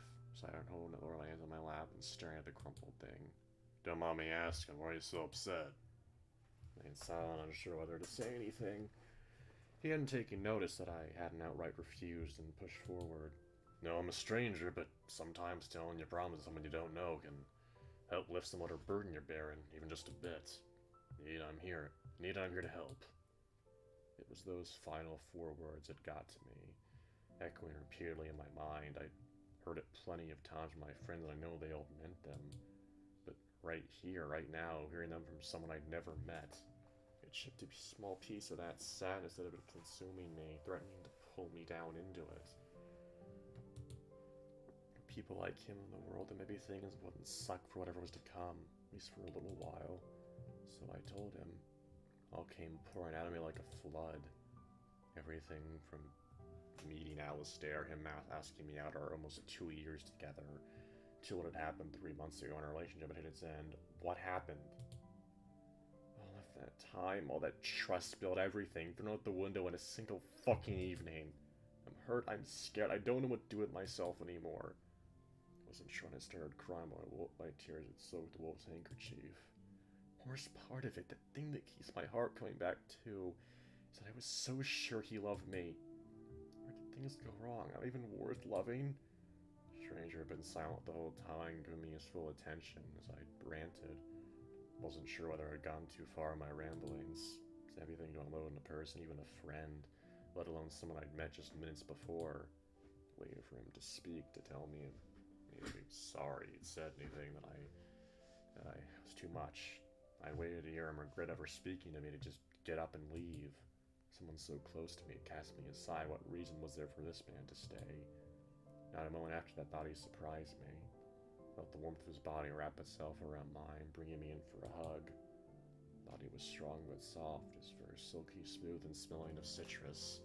His comfort in a deep, intimate way even before he spoke. You'll be okay. Don't place your value so much on others and rely more on yourself. You are enough, just as you are. God, it's very true. One spot before the silent tears turned to sobs, I clutched his shoulders. I let everything I've been building up out. All the sadness, all the gain, all the pain, all the foolish petty games he played.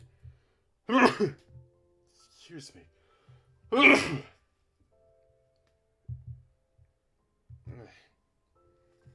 was messy and uncomfortable, but he didn't care. He just rubbed my back comfortingly, making sure I was okay. It took an uncomfortably long time, but I managed to compose myself, release myself from the hug, and took a deep breath, wiped my face once more with the handkerchief. Thank you for that, really. And a smile from earlier returned. Don't mention it. Kindness can go a long way. It's better to spread it than hoard it to yourself. Give him a smile to match his, and he stood up ready to take his leave.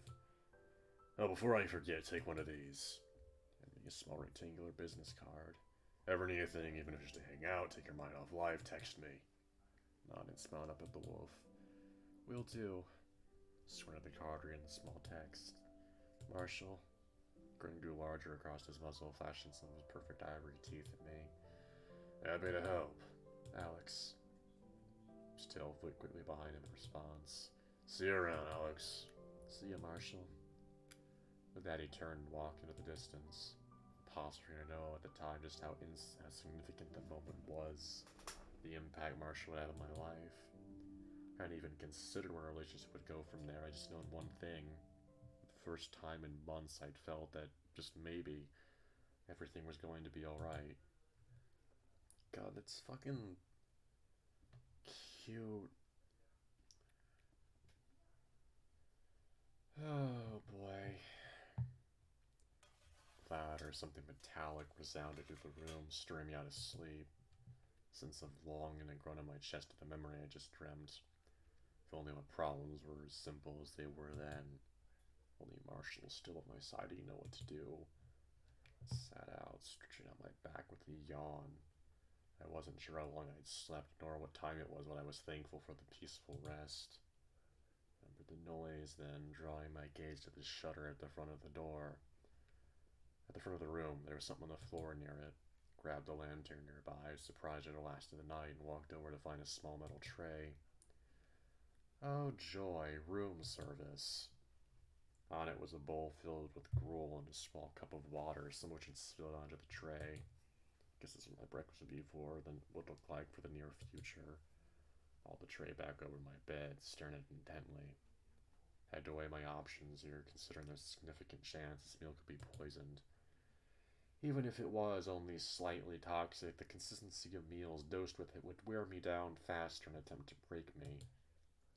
I'd heard horror stories on the news of prison guards who had done similar things, as well as in countless medias in an attempt to break the media hero down. So better take the risk of eating or let myself starve. Stomach growled urged me toward the former option. If that was their plan, starting the day wouldn't make sense due to Wonderland. Alistair had ordered Xavier's fingers treated yesterday, leading me to believe they want us in top shape for the event. Fuck it. Picked up the plastic cutlery and scooped a spoonful in my mouth. Texture wasn't all too far from oatmeal, and tasted slightly sweet as well. Must have been an abundance of sugar if they bothered to waste it on prisoner food. Maybe there was a way I could make use of that info in the future. It wasn't as awful as I was expecting, but this is a meal repeatedly would surely drive me mad. And due to the simplicity, it wasn't long before it was gone. My stomach felt full enough to hopefully provide me with enough energy for what was to come. Set the tray back by the door, leaving everything intact and placed neatly on it. Trying something off the bat was too unexpected a move, and would serve me better to be patient. With breakfast out of the way, I was left with nothing much else to do. Could work out, but I wasn't worried that doing so would hinder me during Wonderland. So I picked up a newspaper to pass the time. Wish they left me a pen or something with me. I had nothing to fill out the crosswords or other puzzles with. Switching between the newspapers, they were all at least 4 years old.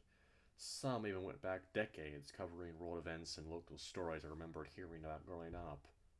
Laugh escaped me at seeing an article about Y2K. Oh boy, people worried back then about a computer bug causing the apocalypse. In reality, it had all been a miscommunication error. Only they know it was actually to come. Finishing that paper, I moved to put it on the shelf with the others I had read. As I was bending down to pick up the next one, something at the base of the shelf caught my eye. Pushed it to the left, squinting over the view. There was a hole gouged in the metal there, barely big enough for 3 fingers to wiggle their way through. I brought the lantern down for a closer look, trying to make out what was inside there.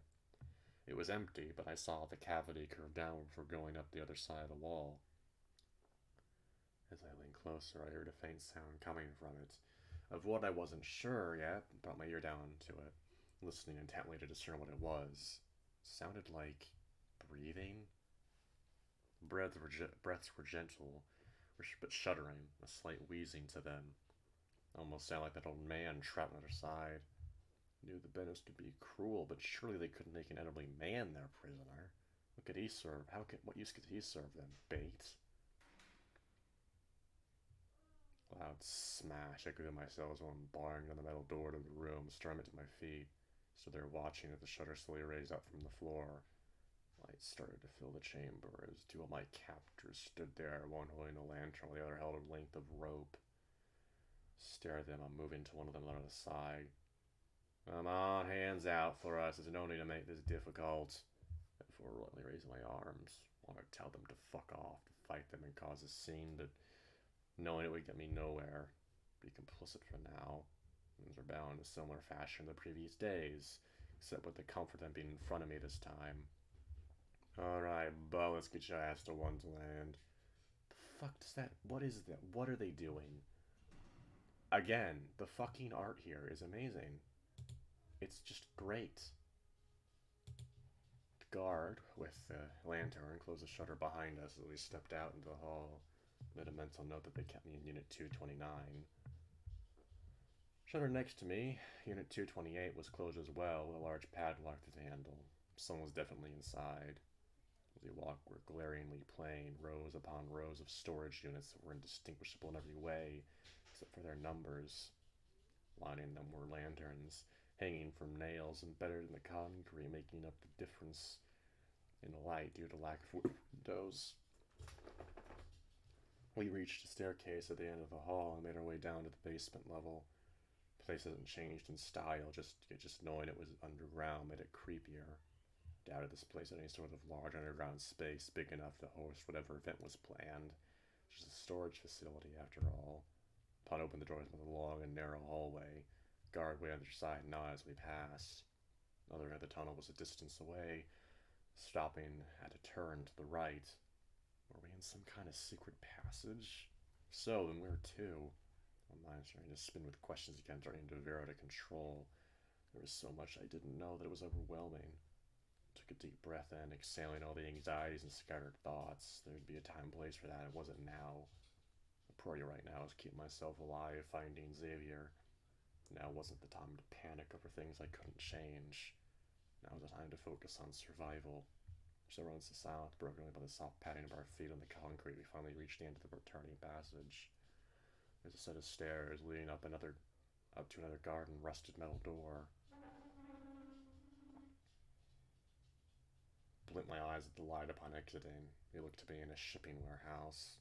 Shipping crates covered the place, their bright hues bringing a refreshing color palette to the bleak surroundings. Broken machinery scattered the floor, mixed in with other bits of debris. Lights steamed through holes in the ceiling. The owner of this building must have owned the storage unit as well. Why else would there be a tunnel directly connecting the two?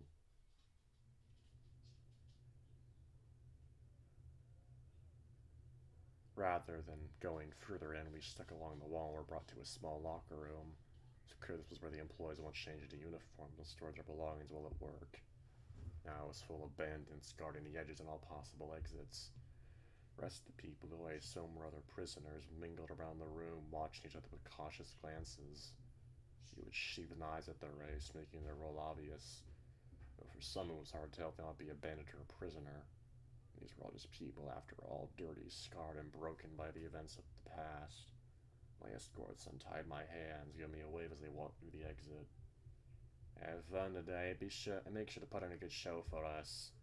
Laughed to himself, he and his partner left the room, leaving me with nearly 24 other prisoners in the large room. Another person with the fault, and I was stopped by one of the guards at the door. Excuse me, I just get through there. No way, buddy. You got Wonderland to attend.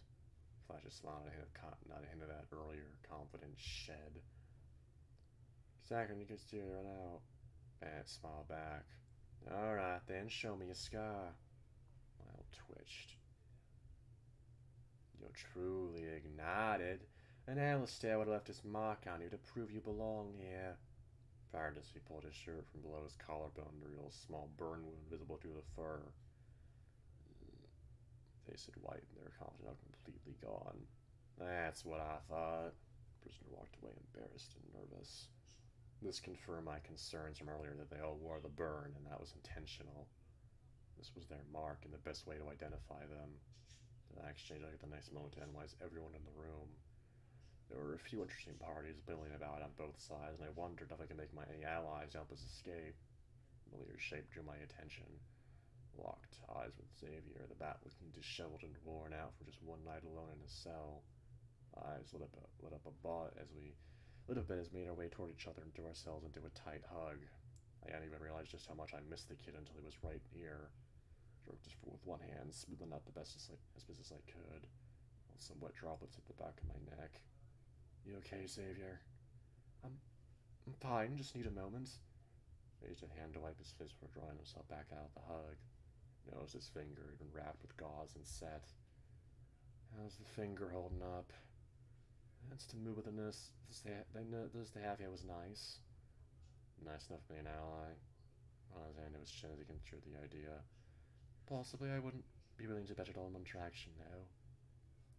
Well, we can put her in the maybe category then. You make it sound as though you ought to be a plan in place. Who's to say I don't? The fact that your bedhand seems about as tamed as mine. I'll have you know it's a stylistic choice. It makes me look more approachable. Oh, like you're one of those people who has a shirt that says, "Don't talk to me until I have my coffee." Put my hand on my chest in mock offense. I would never. I don't believe you. It's true. Then, was it on a mug? I remained silent, causing him to smile. It was on a mug. There was no possible rebuttal I could make now, sighing defeat. Polite Xavier. Celebrated the fist pump. Even though he'd won that exchange, I couldn't help but smile, getting to talk with the bat again. He was a good enough person to banter with to take her mind off things. Frankly, that was one thing I want to do most right now. Humor is my favorite coping mechanism when dealing with stress. Mine too, hello! So then, what is your big plan? Wish I had one, kid. There's just too many variables at the moment to sort it out properly. He nodded, thinking to himself. I take it you haven't learned anything about Wonderland, then? Shook my head. About as much as you have, I guess. Good lord, man.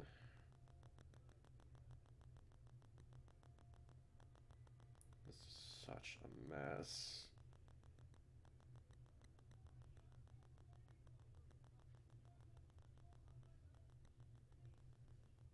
Such a fucking mess.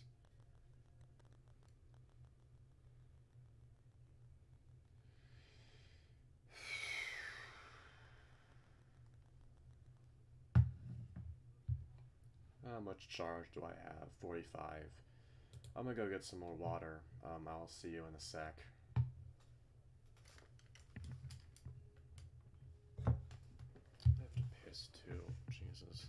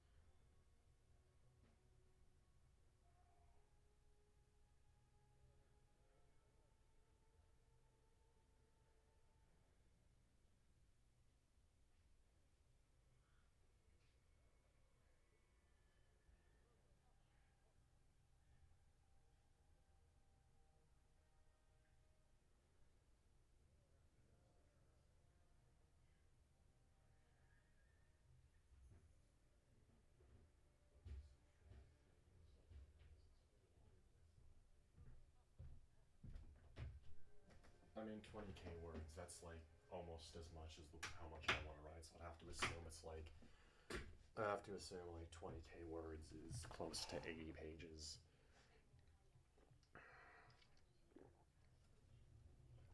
60 pages at the least. Um, and this video is already almost 2 hours long. Look, we're halfway there, more than halfway to 2 hours actually. And I didn't pause it again. Oh well. I'm back. I'm really intrigued here. I'm liking the mystery they're setting up, and I'm guessing it's some kind of like some kind of game where they're fighting each other to the death or something, or maybe they're fighting Faded. Maybe they like captured some Faded and they're like doing gladiator shit. Maybe I could help.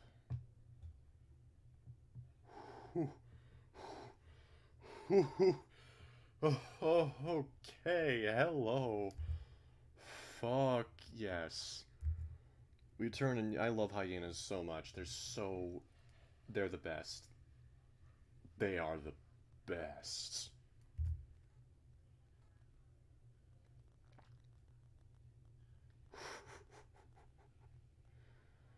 This game has such unique such unique persona, like, like a fucking bat.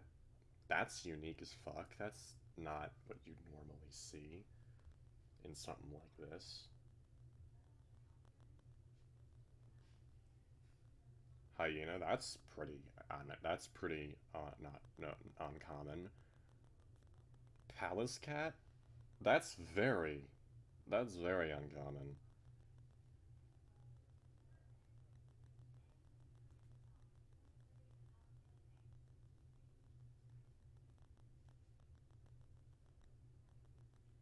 Sorry, just send the picture to Ezra because I love Ezra and he needs to see this person. Returning unison at the sudden voice, coming face to face with a spotted hyena I'd never seen before. The fur cascaded over their head like a mohawk, clearly combed thoroughly. Her eyes were a deep blue, brought out by the heavy bags that rested under them. Clearly didn't get much sleep. Bright blue. My eyes are bright. My eyes are actually blue as well, although they're light blue, they're not deep blue. It's a bit different. A silver nose ring sat at the end of the muzzle, surprising me. I hadn't seen any of the other prisoners allowed anything like this. He must be a veteran of the games or whatever. They wore a white tank top and dark maroon khakis, both in surprisingly good condition. The hyena definitely took a lot of pride in their looks. That was except for the dirty bandages they kept around their arms. There's a curious contrast to the cleanliness. Naim Shan. Always wonderful to meet two handsome men like yourselves. Extended their hands with a smirk, waiting expectantly for us to take them. Shane Shafar was off-putting. Their tone of voice was low and tired. It carried an air of confidence and intrigue. They almost sounded unamused by the situation. Yeah, they're definitely a veteran of whatever Wonderland is. Took their left one, resulting in a firm and lengthy shake. Well, now, don't be shy.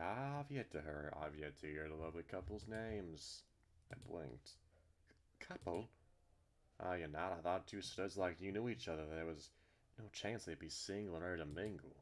There's only so much mingling during the apocalypse, dude. Don't let the opportunity pass you by. I was dumbfounded by the hyena, my mind trying to blank out as opposed to respond.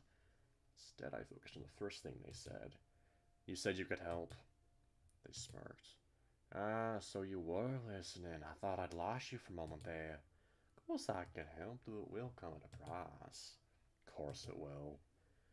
Hey now, I never said I wasn't open to negotiations. That is, you tell me your names. Roll my eyes at them. I could already tell where they were going to be a handful to deal with, but I need information. I'm Alex Xavier. Final shake and lick of our hands. Okay. Okay. Took you long enough, Alex and Xavier, huh? They really roll off the tongue, and that's only my second favorite muscle to you. Whoa. Hey, hello. Shen winked before clapping their hands together. So, negotiations. How's $1 million sound? Again, I was speechless. They were definitely something else, but the absurdity caught me off guard. I'm sorry, what? You're forgiven. There was silence between all three of us where he spoke again. Do I? Clearly, besides, what use would it even have for money? It's all worthless now. An excellent point. God, why hadn't I thought of that?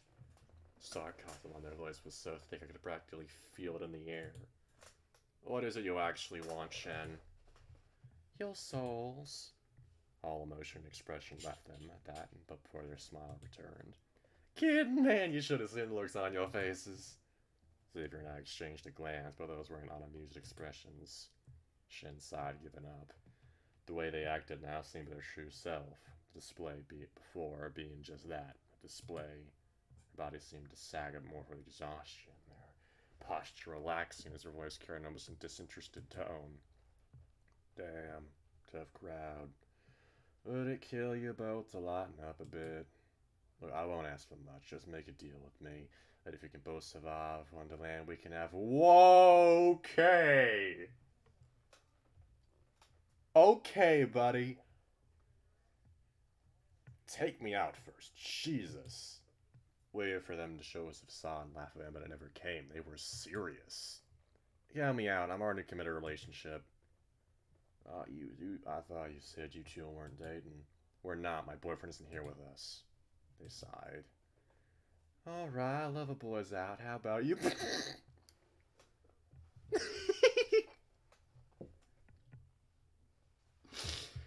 Oh, I love this dude. I love this character. Xavier didn't respond to them. I look over, seeing he become flustered at the overall exchange. Mario acting sigh. It's just sex, and I doubt you're a virgin. No response from the bat. Wait, seriously? No fucking way. Stop! The smirk stretched across their face again, their interest reaching an all-time high. They slung an arm around his shoulder. I can give you the first of your life. Oh my fucking god. Don't worry, I can... Okay! Reaching the limit he could take, Xavier flung his arms up, accidentally smacking Shen in the process. I'm not coming to fuck you. Shen winced over in the spot where they were hit. Oh, I get it. No need for violence right now. Save that for the arena. Finally, some confirmation. What do you mean? Realizing they were going to get in our pants that their whole deal might have gone too far, they sighed.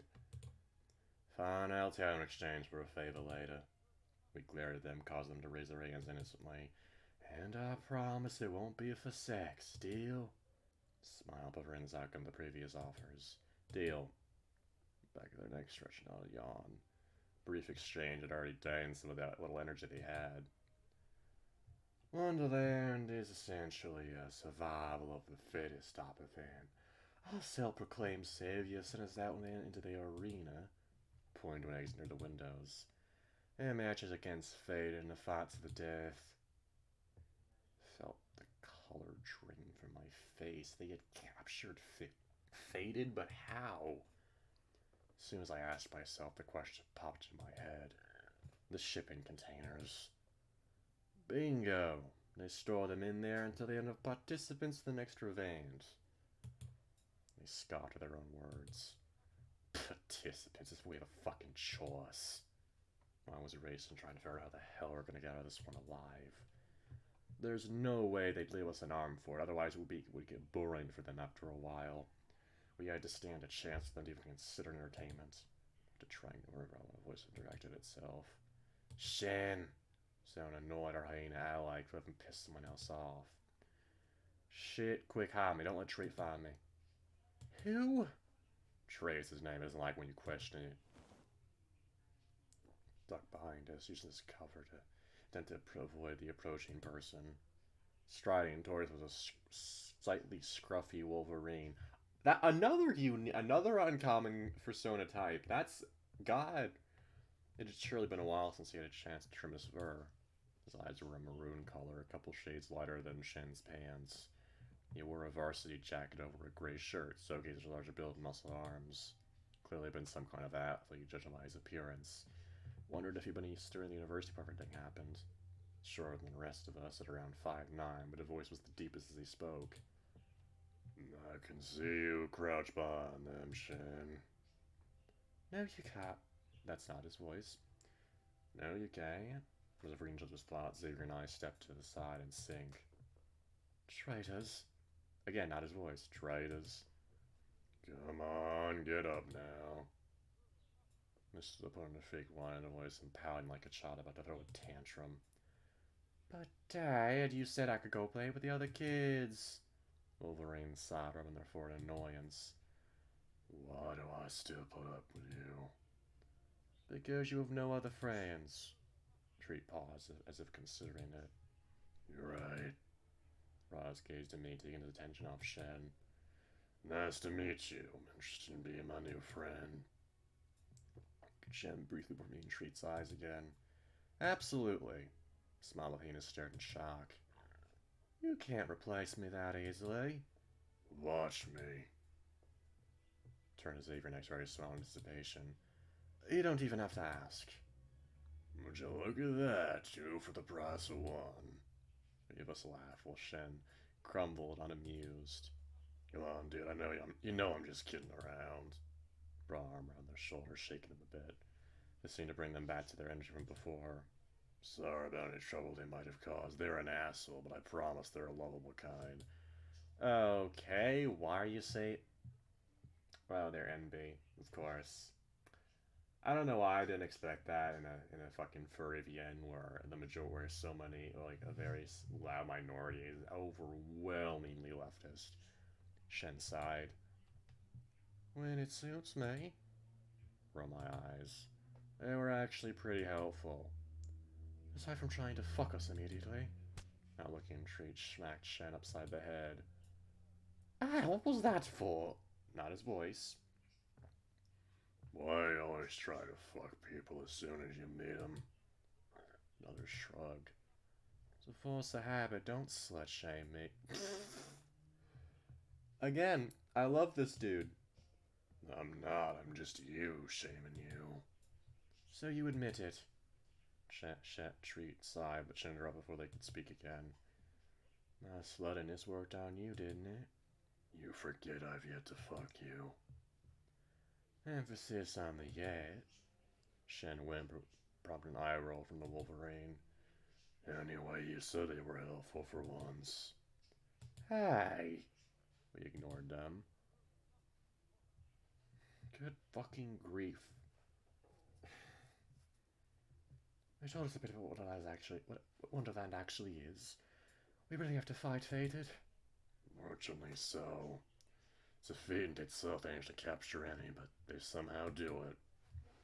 If it was true, it really would be something impressive. And how do you know that? Shen's smart as if waiting for this moment. Because, lover boy, you're looking at two of its survivors. Seriously? Seriously, this will be my second event. And my third, I'm the reigning champion, the whole crowd loves it. That's not his voice. It's probably because you've slept with most of them. That's called strategy, my dear friend. Judging by their interaction, there was no doubt the two knew each other. It would make sense if they bonded over the trauma being captured by the bandits. They were close, for whatever reason they were deemed trustworthy enough to be allies.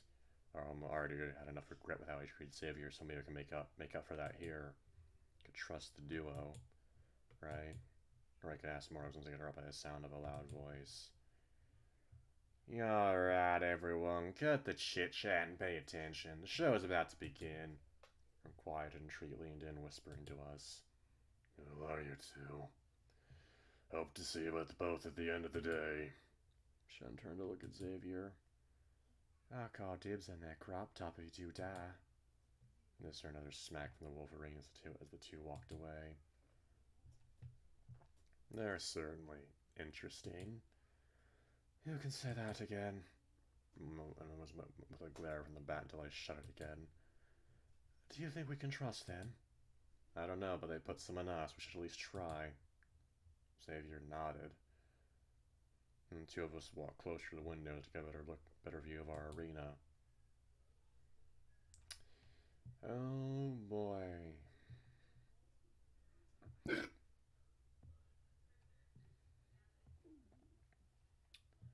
Is this seriously going to be a 2-hour video? Yes, it is. Holy shit. I shut on my eyes from the bright morning light as we peered out, taking in what would soon be the place where we fought for our lives. Shipping containers had been arranged in a square against the warehouse, massive in size and stacked 2 or 3 high. The ring was covered in sand, likely used to absorb any blood spilt in the heat of battle. Atop the adjacent wall sat the bandits, my eyes widening at the sheer number of them. There had to be a few hundred here, a number much larger than where I was greeted. Where are they even keeping them all? Thinking about it, I wasn't sure the number of people could fit in the storage facility were being held. Was there a second base? Or were some of these people guests? Either the amount who showed up was intentional, or someone had broken the first 2 rules of this club. You and the references.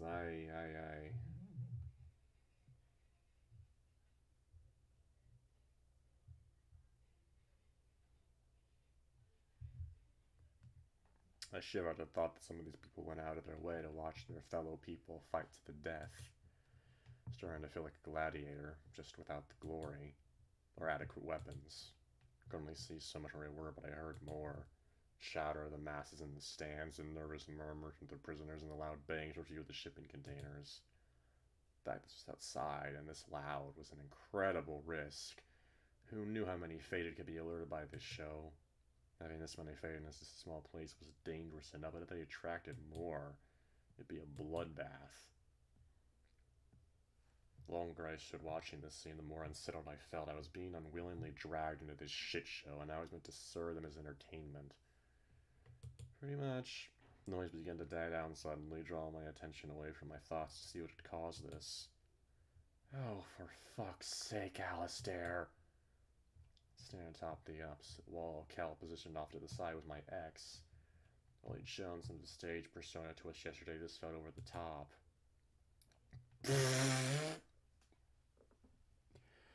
Now, to accentuate his role as the greatest showman still alive, he donned a top hat and a cane.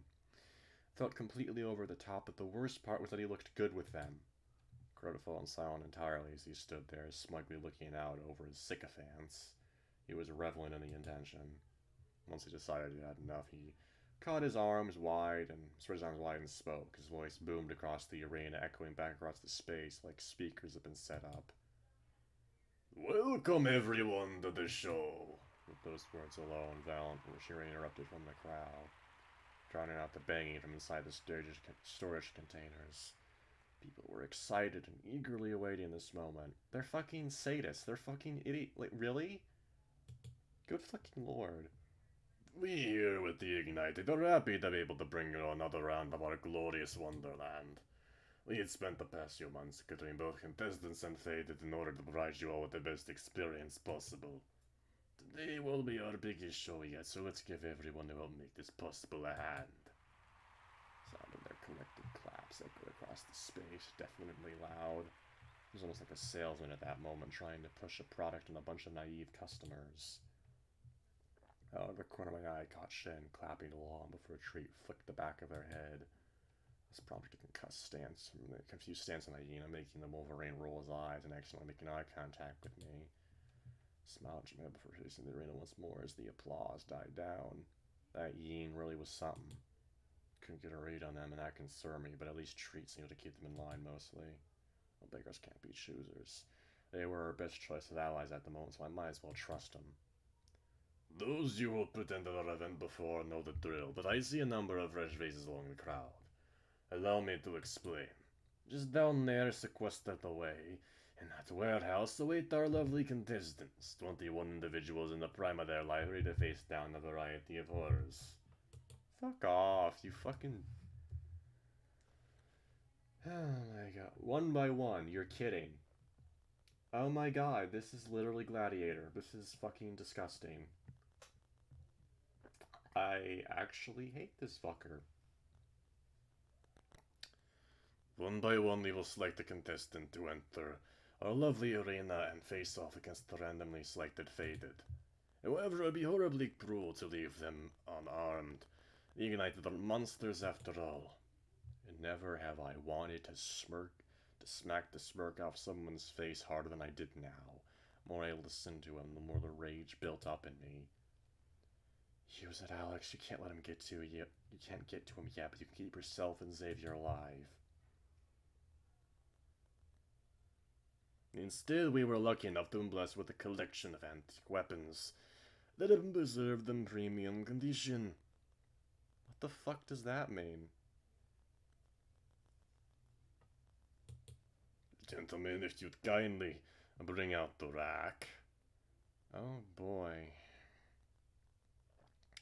Interesting.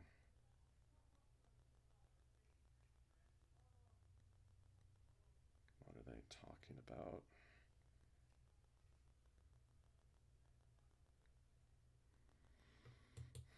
He waved his hand toward the side of the arena. There was a clatter of metal as the door to the arena opened, and a large rectangular mass was slid out under a sheet. Once in view of everyone, the two guards handling it whipped it off to reveal dozens of weapons beneath: swords, knives, axes, hammers, maces, all sorts of medieval weaponry. The best guess what they found with the storage units earlier, likely belonging to a collector of some sort.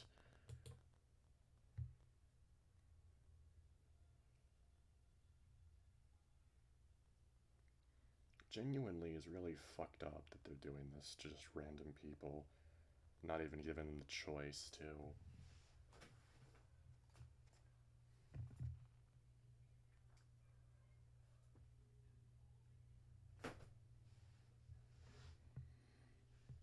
Their contestants will receive their weapon of choice, and that's where the fun really begins. The fate is unleashed, and one-on-one they battle until only one remains standing. Now you might be thinking, what happens if a fated wins? Worry not, my friends, the answer is quite simple. Our next contestant will be sent to Valley continue the fight their fallen allies started. Until either our participants succeed or it gets too boring to see it win, and we intervene. However, should they manage to kill all the fatal before the end, a special prize will await them all. Does everyone understand? Cheers sounded as the impatient crowd yearned for their entertainment. Their energetic fervor was almost intoxicating. Excellent, and without further ado, oh boy. Friends and families of all species, oh for fuck's sake, really? Don't use this word, that's a slur, I'm not saying that. Today we provide you with the show of a lifetime, man against monster, predator versus prey. Who shall prevail before the light draws to a close? Oh my fucking god, shut the fuck up. Upon finishing the sentence, flames appeared to shoot out of his hands, drawing the loudest roar yet from the surrounding crowd. Always no need of flair for the dramatic, but to go to this degree felt like insanity, going so far as to raise on stage effects. Much as I hated this, what I hated more was the part of me that was impressed. But this much kind of effort into any production was a difficult feat, especially in such a short time frame in our current world. And I still had absolutely no clue as to his intentions.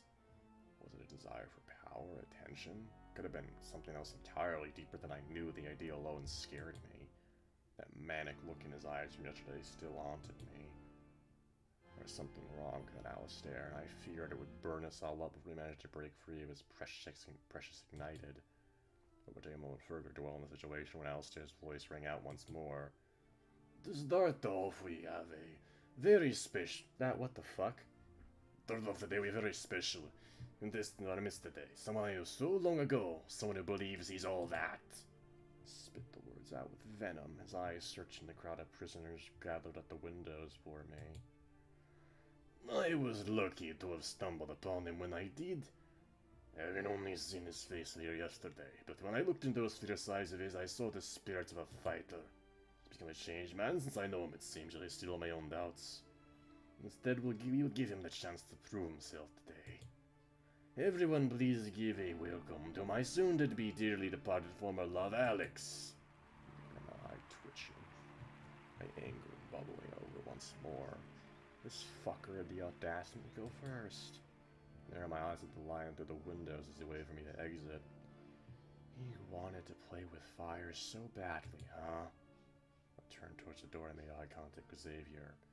same scared look from last night was plastered on his furry face, though to a somewhat softer degree. Gave him as large a smile as I can muster to comfort him, pat him on the shoulder as I passed. Don't worry, Xavier, I've got this. I thought I heard him say some response, but was swallowed by members of the crowd as the guards grabbed me and forced me to move faster. Pushed me out the door, causing me to stumble in the sand. Quickly caught my foot on my way to the board. Quiet now here, everyone. It's time to see what weapon our intrepid hero shall choose. During the line, I scanned the rack for any spears and drew up short. Weapons were all short to medium range, allowing the user little distance between them and the enemy. Rounding the other side, I saw my best option. Carefully, I withdrew the rapier from its place and tested its balance in my hand. It was much finer than the fencing foils I used in my youth. Grip comfortable in my palm and finally balanced. There was a slight swish as I slashed it through the air. Dark and distant is showing the rapier. Everyone give him a round for his sportsmanship.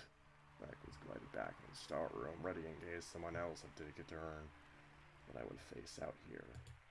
Ignored the cheers and shouts of the crowd, instead stared straight at Alistair, his eyes boring into mine. He was enjoying this even more than yesterday.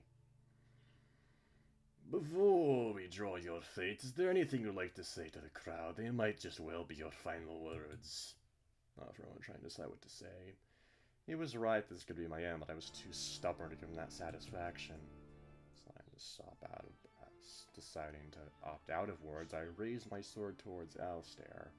I pointed it straight at him as if calling his bluff. The message was clear. He didn't break me, and he wouldn't break me this time. Koki! Oh, better hope you can answer that attitude. Cal stepped forward and holding the blow out to Alistair, filled with several paper slips. Without further ado, let's pick your opponent. Alistair stuck his hand in, swirling the papers before trying out a single piece and unfolding it. Is it the silence? Your future lies behind. I am pausing at effect, the crowd holding their breath as they waited for the results. My own heart pounded in my chest. My thought response to Alistair was terrified. Fated weren't something one messed around with. Despite me trying to keep a calm facade, there was a serious chance of about to die. Door number 3. Large metal grinding sound in the space. Doors to one of the shipping crates opening. I had noticed it before, but the one atop it was ajar with ropes coming out of it. People inside were pulling them, unlocking the door, and forcing it open just enough for light to peek into the space. The noise of the arena had ground to a halt at that. My breathing, the only thing, stopped my anxiety from completely taking over. Any second now. Banging the doors, slamming open, stirred cries. And the crowd, as at last my opponent slowly emerged.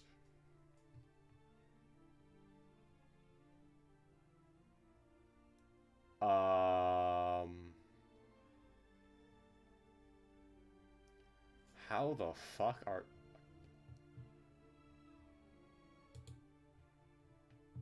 Shit. Well, that's bad. The fidget was large, roughly the size of a vampire. I'd encountered a mere week ago, however this one carried a lot more flesh on it. It was an amalgamation of parts fused together to make what stood before me. Facing me was its first skull. Sockets hollow with an eye loosely hanging from one. Okay, no. Fur trailed down its neck, leading to the bulging body. Its skin was smooth but lumpy, looking as if it were malleable to the touch. It had the same gray tones as that of clay as well. Another skull carrying antlers emerged from its back, as if the body had absorbed whoever it once belonged to. Though it only had one arm, and the 2 additional appendages that stuck out like that of an insect made up for it. As it ambled out of the arena slowly, it made its first dash towards me, ready to catch its first prey in who knows how long. I think it was fast. It wasn't too fast, and like others I'd encountered, likely due to its mass. Was able to dodge out of the way of its first swing. Fit its arms smashed into the sand, throwing up a spray of dust. Oh, this is like fucking insane, man.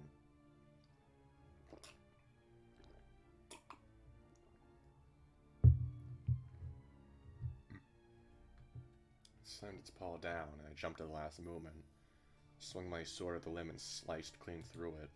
Sensation caught me off guard. Confusing me for a moment. A rapier was a heavy weapon, yes, but it was still thin and flexible. Tool meant for piercing and slashing without the girth or momentum to sever bone. Upon looking at my rapier, there was a distinct lack of blood that most sated carried. There was a shine of some kind of fluid, though what kind I had no clue. Growled from the vapor, my attention back to it, showing the arm still attached. Didn't make sense. I knew I'd cut it. Then from beneath I saw the severed arm. Only it wasn't motionless on the ground. It was scurrying towards me, claws scratching at the sand, a desperate attempt to gain traction. Backed up, trying to give myself some time to think.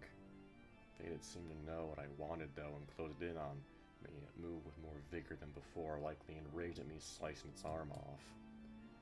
Precisely, I sliced again, cut off more of its body as I circled around it. Sure enough, the falling pieces brought themselves to life and hurried after me. Lumps rolled, crawled, and threw themselves across the ground, trying to get to me. I watched the main body carefully as it regenerated, desperately searching for any discernible weakness. Closest I could get was that it took from its existing mass to build the missing portion, the faded growing smaller over time. The smaller size made it more agile. It didn't toss up clouds of sand as it moved anymore, but it was getting harder to dodge its attacks. Didn't want to slice more of it off, and I didn't have a choice. Its flesh was too soft, and the rapier was in incredible condition. Sharp pains sliced my lower thigh. Blob had caught up to me without me noticing it. It flung itself on my leg, latching onto the flesh of my pants. Battered away with my blade piercing through as it fell to the ground. Sheer amount of blobs chasing after me was getting harder and harder to keep track of. Struggling to avoid them all, not to mention the main body lunging after me. Two blobs slammed in from different angles, one against my back and one on my non-dominant hand. They bit into the flesh as I spun to remove them, my panic rising. There was a way to defeat this, but how? Stared at the main body, smaller and more agile now. There had to be a hint of how to kill this thing from its origin. It kept its distance from me now. Not in the scattered body parts tapped their way with me instead. I reduced its size further, I might have a shot. Incredibly responding to no other ideas, I was growing desperate.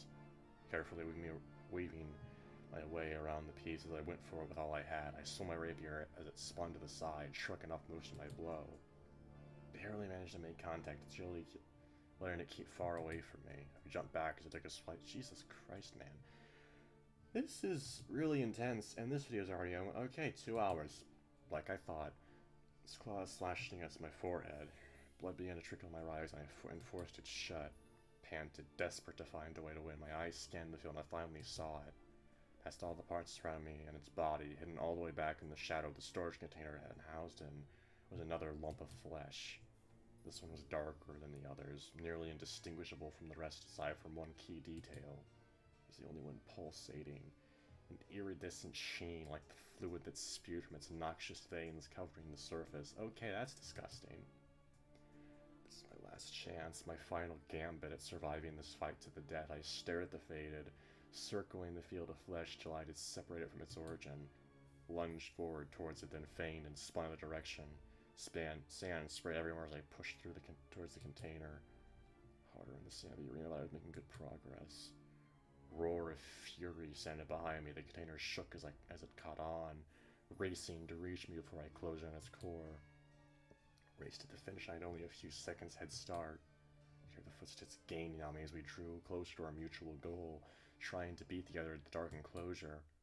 Fate was practically breathing down my neck. As I reached the structure, with one final push, I flung myself forward, rapier extended like a radiant beam of light. Wet squelch marked the sound of my hit. Watched as black blood burbled out of the hole I had made, seconds before the mass of the body behind me collided with my own and sent me sprawling. There was a dull thud of flesh against metal as I hit the wall of the container, blinding pain shooting through my back as I gasped. Stars danced in my visions as I looked from my place in the ground back towards the entrance. Pulsing lump of flesh was now deflated and unmoving. The main body and other bits were as well. I pulled myself to my feet using the wall for support. My body ached and moved to the center of the arena. Lucky I hadn't been anywhere vital, but I need some recovery time. Jesus, my fucking heart. Okay, that's over now. Wow. Turned towards the stand, staring back at Alistair, and I went a rapier towards him once more. I tell from this distant rather than shock I've been hoping for. I was met with one of smug certainty, like he'd expected this outcome. Seems we have our first winner of the day. I've been cheering in the fight, I've been too focused to tell, but I could hear nothing but their praise now. Played Alistair's little game and fallen right into his hands, serving as a circus freak for the world to see. Group of bandits emerged from the door and began picking up the pieces of the scattered, throwing them into the door it originally emerged from. Could only stand and wait for Alistair to speak next. The door back to the waiting room sealed once more. Quite the first performance, if I do say so myself. I can tell Axe has quickly become a candidate for the favorite at the day's event.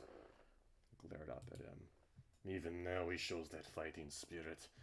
I'd say to give this man a hand, but he's already cut off enough for the day. Somehow the laughter from the audience was even worse than their cheers. Instead of facing my captors, I strode back to the door I'd come from as they brought the weapon rack back out. It's going to be tough for our next candidate to beat that show, but he can certainly try. His comrade ruined our previous one on their journey here. Door of two friends who might just be more than they say they are. Due forward, ignoring the obvious jab. He's dull, lean, and ready to leave our arena with red sheen. Up next we have Xavier. My blood began to boil at his words, wish I could knock some sense into him. I hated that Xavier would have to go next, but I was in no condition to volunteer for his place. I passed the rack, having a rapier on it while looking over it again. Mental imagery of Xavier's face when I left pressing itself to the forefront of my mind. Clicked. What then? Why he'd worn that fearful look as he emerged from the room. That look was still present on his face. We've been given our choice of weapons from this rack, something to help us in close combat during our fights. In other words, there were no bows. Xavier was weaponless. Fuck. Oh my god. Fuck you.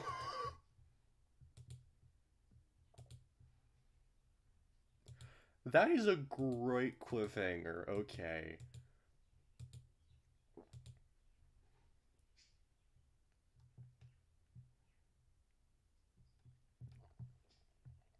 Really? Oh, you fucking cheeseballs. Okay, so my thoughts on build 4 of One Last Night. Started out really weak, not gonna lie. That entire section with the fucking kid and Azaphiris, or whatever the fuck his name was, really sucked. I hated it. Didn't have anything to do with the characters that I was invested in, and I just couldn't get invested. Genuinely couldn't. But once it switched back to the characters we know, yeah. I fucking loved that. That was so good. Overall, I'd say that's, like, the best update so far. So much drama there, so many new characters introduced, so much energy, and the writing is really good, and the art is fucking amazing as well. I do have complaints about how cliche they're going with the plot, but oh well, not my fucking game. Hopefully it doesn't lose me, like Soul Creek did. Even though I highly doubt that's gonna happen, considering Soul Creek was absolute trash.